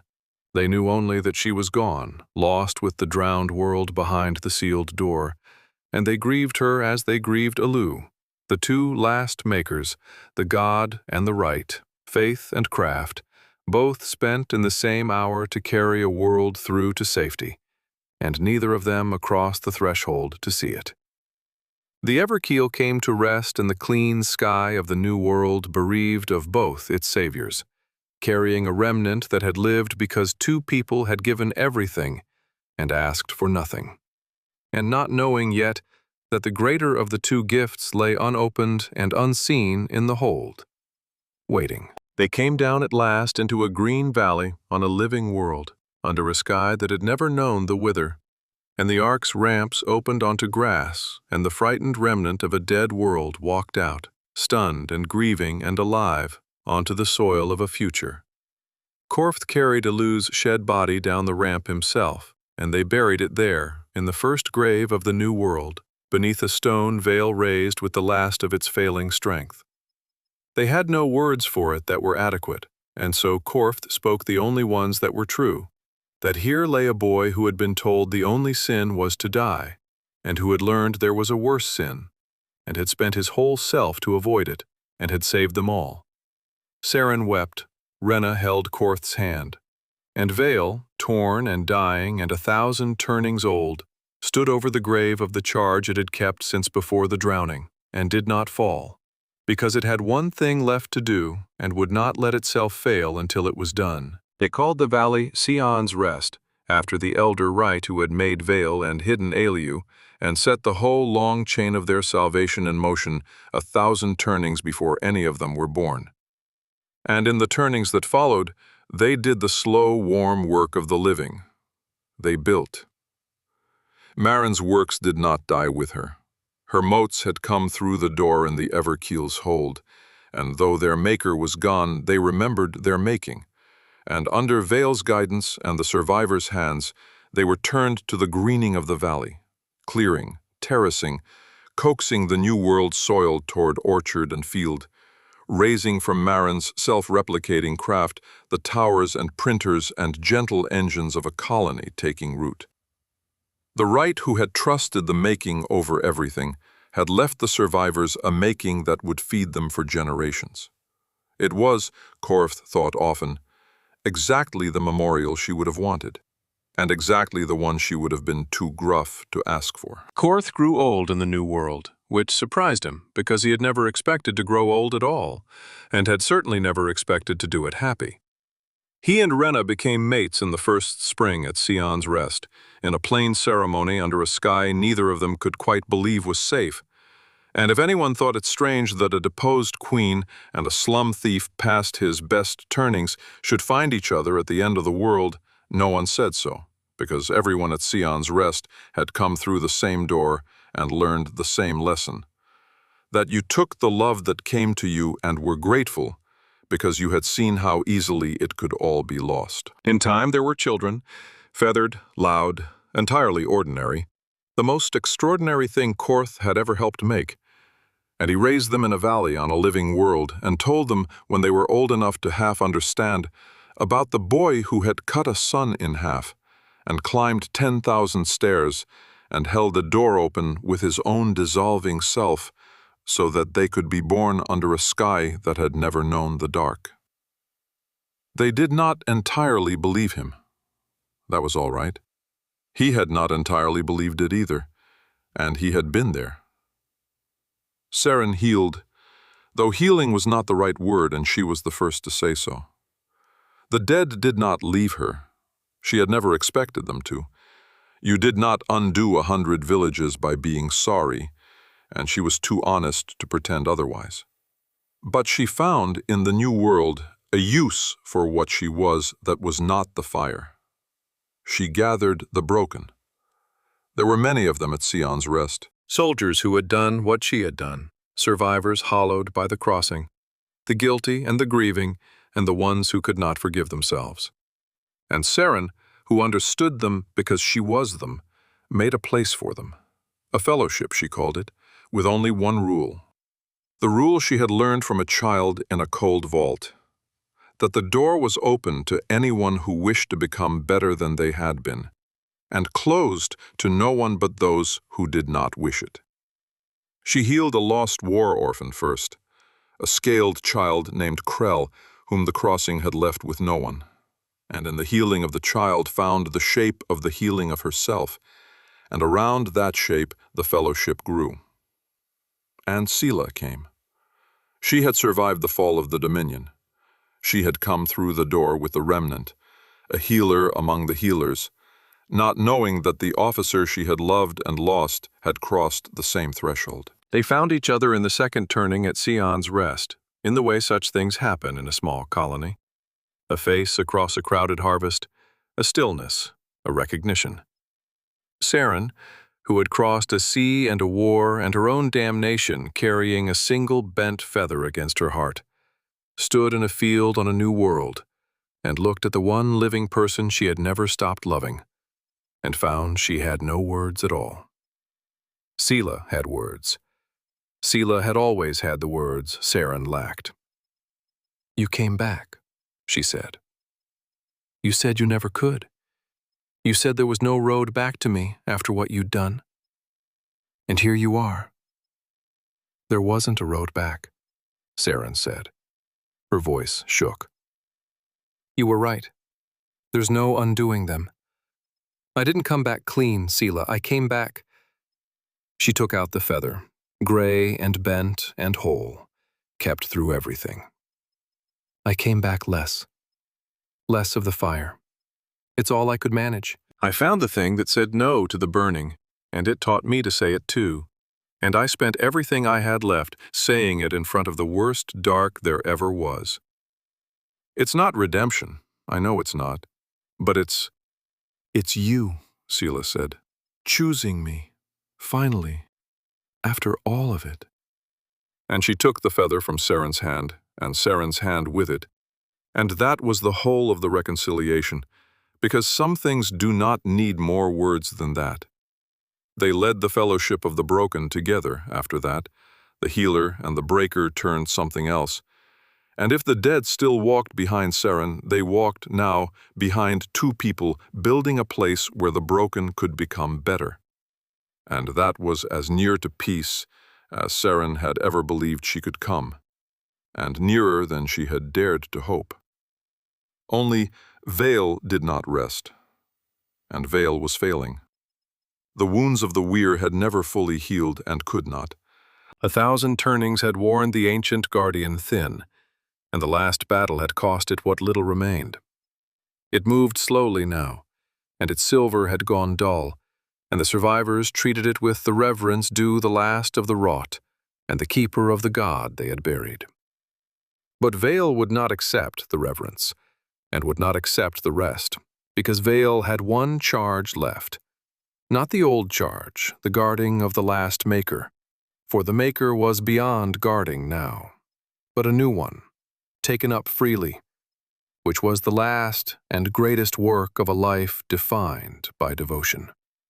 "He is not gone," Vale told Korth, in the third turning, in the workshop it had built at the valley's edge. "Beyond the door, beyond mortal reach, but not gone. I felt him hold the sky. A thing that can hold the sky does not simply cease.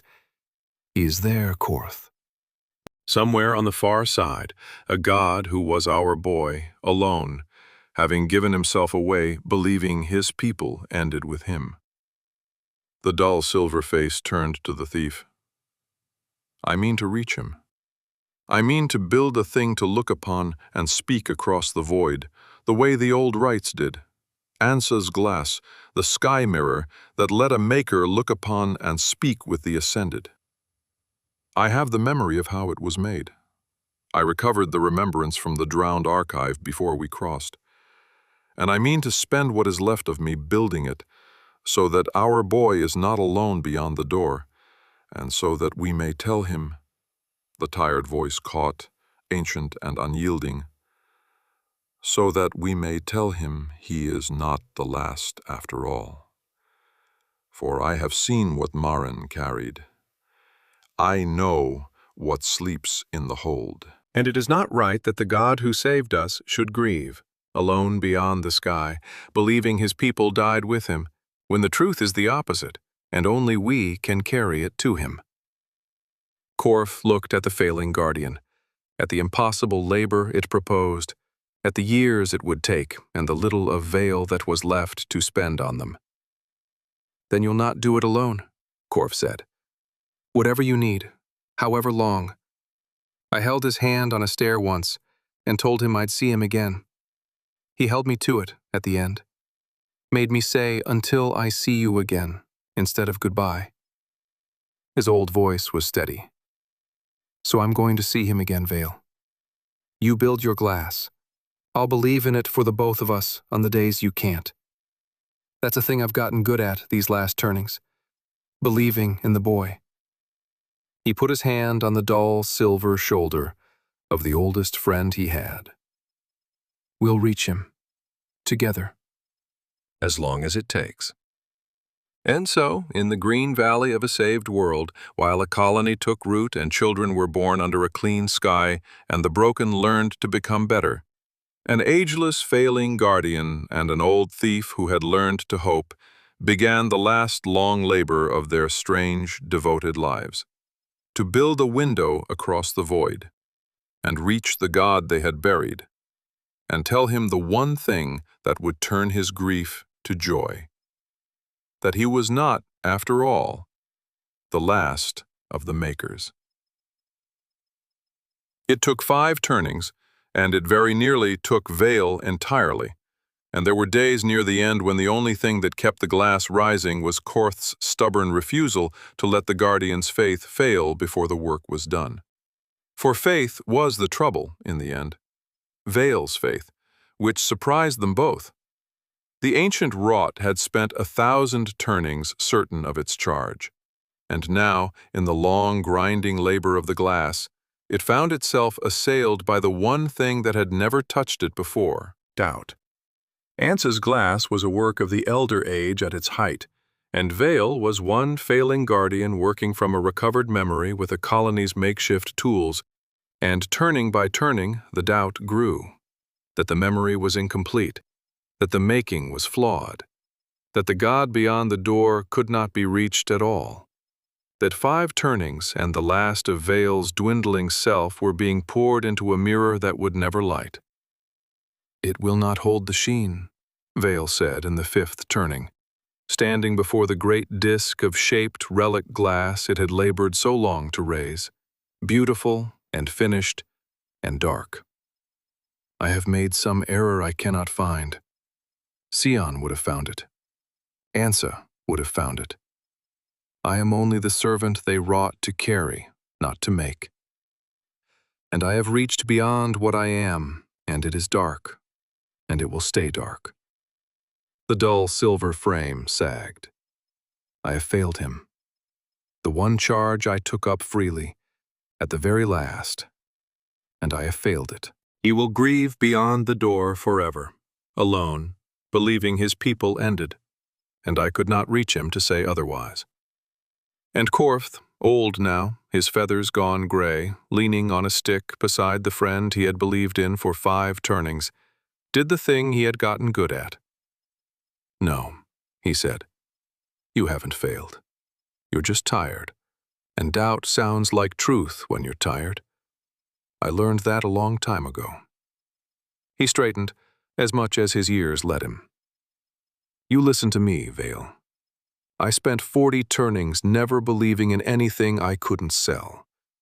And then a boy taught me to believe in something. And I've been believing in it ever since, on the days I could and the days I couldn't. And it has never once let me down." The boy said, "Until I see you again." He saw far, Vale. From the top of the stairs, he saw far enough to know it wasn't the end of us. He told me so himself. He wouldn't have said it if it weren't true. He never once lied to me, not even to spare me. He put his gray hand on the dull silver one. "The glass isn't dark because it's broken. It's dark because we haven't lit it yet. Light it. Reach for him. He's waiting on the other side. He's been waiting 5 turnings, maybe longer, however time runs beyond the door. Waiting for us to find him, because he knew we would. So let's not keep the boy waiting any longer." For a long moment, Vale did not move. Then, slowly, the ancient guardian reached out and laid both dull silver hands upon the dark disk of Ansa's glass, and drew upon the remembrance, and upon the last of its own 1,000-turning self, and upon... Korth understood, watching. The thing it had never had before and had learned from an old thief in the labor of the glass. Faith. Not certainty. Certainty was for machines and emperors, and it had never saved anyone. Faith.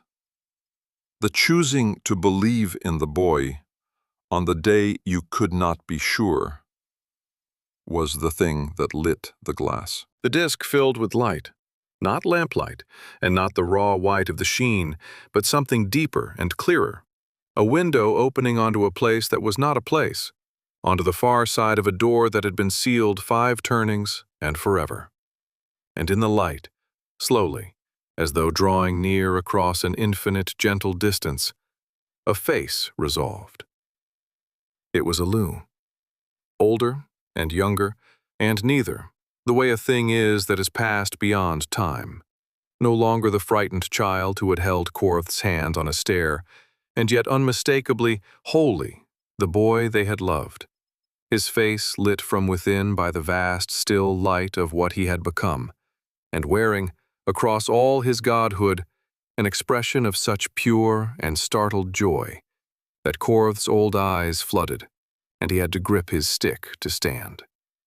"You found me," Aleu said, and his voice came through the glass as it had once filled the sky, wide and gentle and shaking at the very end, with a boy's whole heart. "I knew you would." I saw it from the stairs. I saw that it wasn't the end of us, but seeing it and living it waiting all this time beyond the door, not knowing when? Korth. Vale, you found me. You built a window across the whole of the dark, and you found me. The god who had saved a world wept beyond the sky at the sight of the two old friends who had refused to let him be alone. I've been so. I saved them, and I'm glad. I've never once been sorry. But I thought it meant I'd never see any of you again. That the price of the door was that I'd hold it and close it, and be alone on the far side forever, the last of my kind, watching a world I could never touch. And you climbed a whole mountain of your own to reach me anyway. Both of you, my father and my oldest friend. You reached me, until I see you again, Korth said, his gray voice breaking on every word. I told you I'd hold you to it, and you held me to it. And here we are. Look at you. Look at what you became. He wiped his eyes with the back of a trembling hand and did not stop smiling. You held the whole sky, Aleu, and you're still my boy. You're still exactly my boy. I'm still your boy, Aleu agreed, through the light, joyful and weeping and whole. I'll always be your boy. There isn't anything on the top of any stair that could ever change that, and Vale, the ancient guardian, the last of the wrought, who had kept a charge for 1,000 turnings and taken up a new one at the very end and been sustained through its darkest doubt by a thief's stubborn faith. Vale looked upon the face of the god it had guarded since before the drowning, restored to them across the void, and the dull silver frame at last let go of the weight it had carried since the world began. I found you, Vale said softly. I was made to find you and guard you, and I did, for 1,000 turnings. And then I found you again, across the whole of the dark, when even guarding was beyond me. There is nothing left that I was made for, and I am content, Aleu. For the first time in 1,000 turnings I am wholly content. The servant Sion wrought has done every last thing it was made to do, and one thing more, freely, for love. And it is enough. It is more than enough. The three of them, the god, the guardian, and the old thief who had believed in him, looked upon each other across the void through Ansa's glass, reunited past every door and every death and every ending. And for a long while no one spoke, because some joys are too large for words. And they had all, at last, learned that. There was one thing left to tell him, and it was the best thing, and they had saved it, not by design, but because joy had crowded it out, and because some news is so large it must wait for its own moment. It was Korth who told him in the end, because Vale judged that a father should be the one to give a son the greatest gift, and because Korth had earned it, believing for 5 turnings on the days the guardian could not.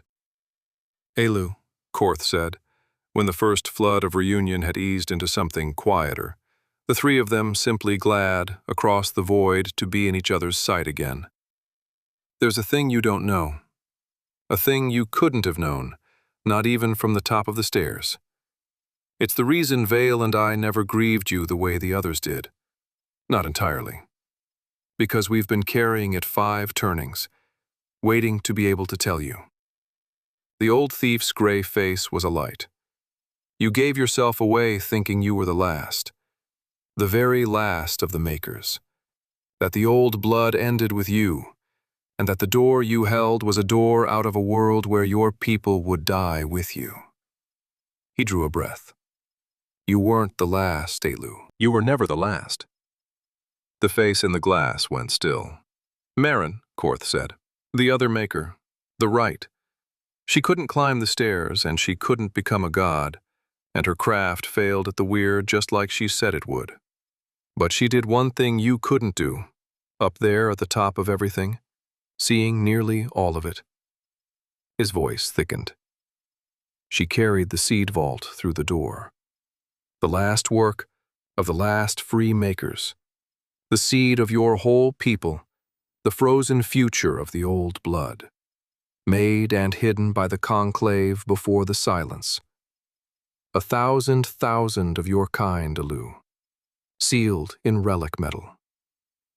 He watched the understanding begin to break across the god's face. Relic metal, Aleu.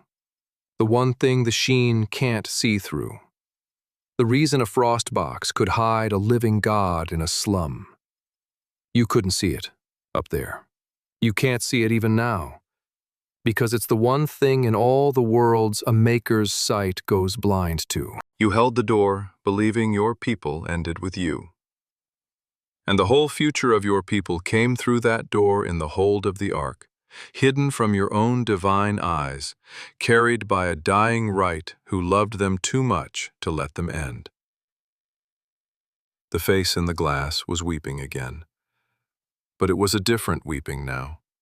The weeping of a thing that had grieved a loss for 5 turnings and beyond, and had just learned the loss was not real. "They live," Aleu said. It was barely a voice. "My people, they live. The makers, they're not gone. They came through." "They came through," Vale said. "They rest in the hold still, sealed and safe, in the deep cold. We did not know at first what Maren had done. She died with it half secret, and Finn carried her last words up to us before the door closed. And it was turnings before we understood the whole of it. But it is true, Aleu. It is the truest thing there is. You are not the last of the makers. You are the first of them again. The old blood will wake in this new world under a clean sky, and there will be makers once more." Then Aleu's voice steadied, gathered, and in it Korth heard the god take up, joyfully, the last and best of all its charges. "Then they'll wake, and they'll be children, and they'll be frightened, and they'll be told all the things I was told, that the only thing that matters is not dying, that a maker who gives himself away is a maker wasted, that the safe thing is to stay small and stay hidden and let the world go hang. There'll be wardens for them, or things like wardens. There always are." The face in the glass bent close, urgent and alight. "Don't let them be raised the way I was raised, Korth, in a box, as a treasure, as a thing too precious to spend. Raise them the way you raised me, after the box. Teach them what you taught me, that there's something better than not dying, that mattering is worth the fear, that you hold a frightened person's hand on a stair and you don't let go." A pause, and then, with a boy's whole heart, "Raise them with love, the way you raised me. That's all any of us ever needed.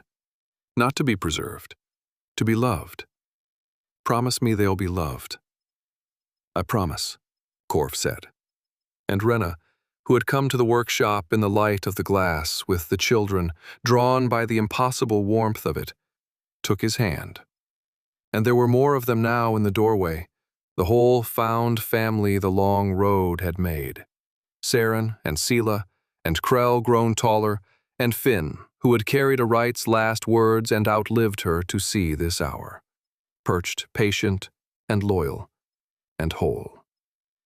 "I promise, Aleu, every one of them, loved, the way you were after the box." "You have my word, and you know what my word's worth now.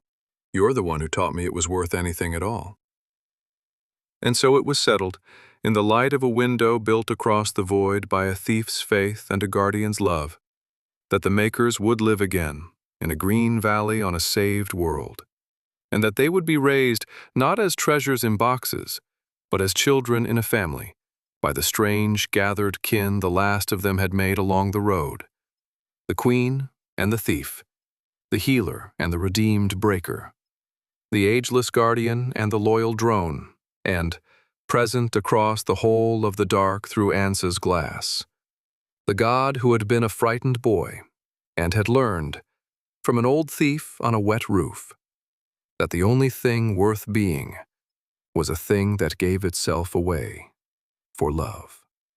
They talked long that first night the glass was lit, and many nights after, for the window did not close again, and the god beyond the door was no longer alone.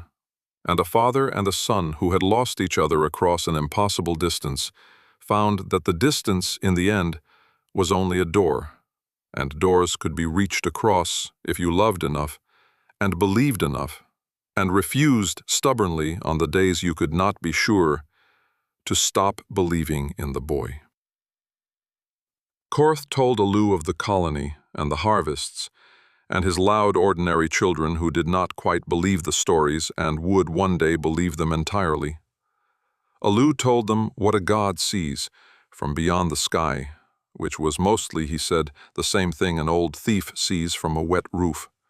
People, small and frightened and brave, trying to matter to each other in the dark. And when at last that first long night gave way to morning, and the light of the New World's sun came up green and clean and safe over the valley of Skion's Rest, the whole found family stood together in the workshop doorway and watched it rise, and the god watched with them through the glass, and no one was the last of anything, and no one was alone.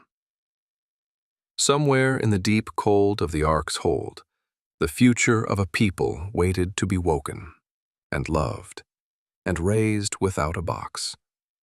And somewhere at the top of 10,000 stairs, beyond the door that love had learned to reach across, a boy who had once been told that the only sin was to die, kept a window open onto the family that had taught him better, and was glad, wholly and without fear, and forever, that he had climbed.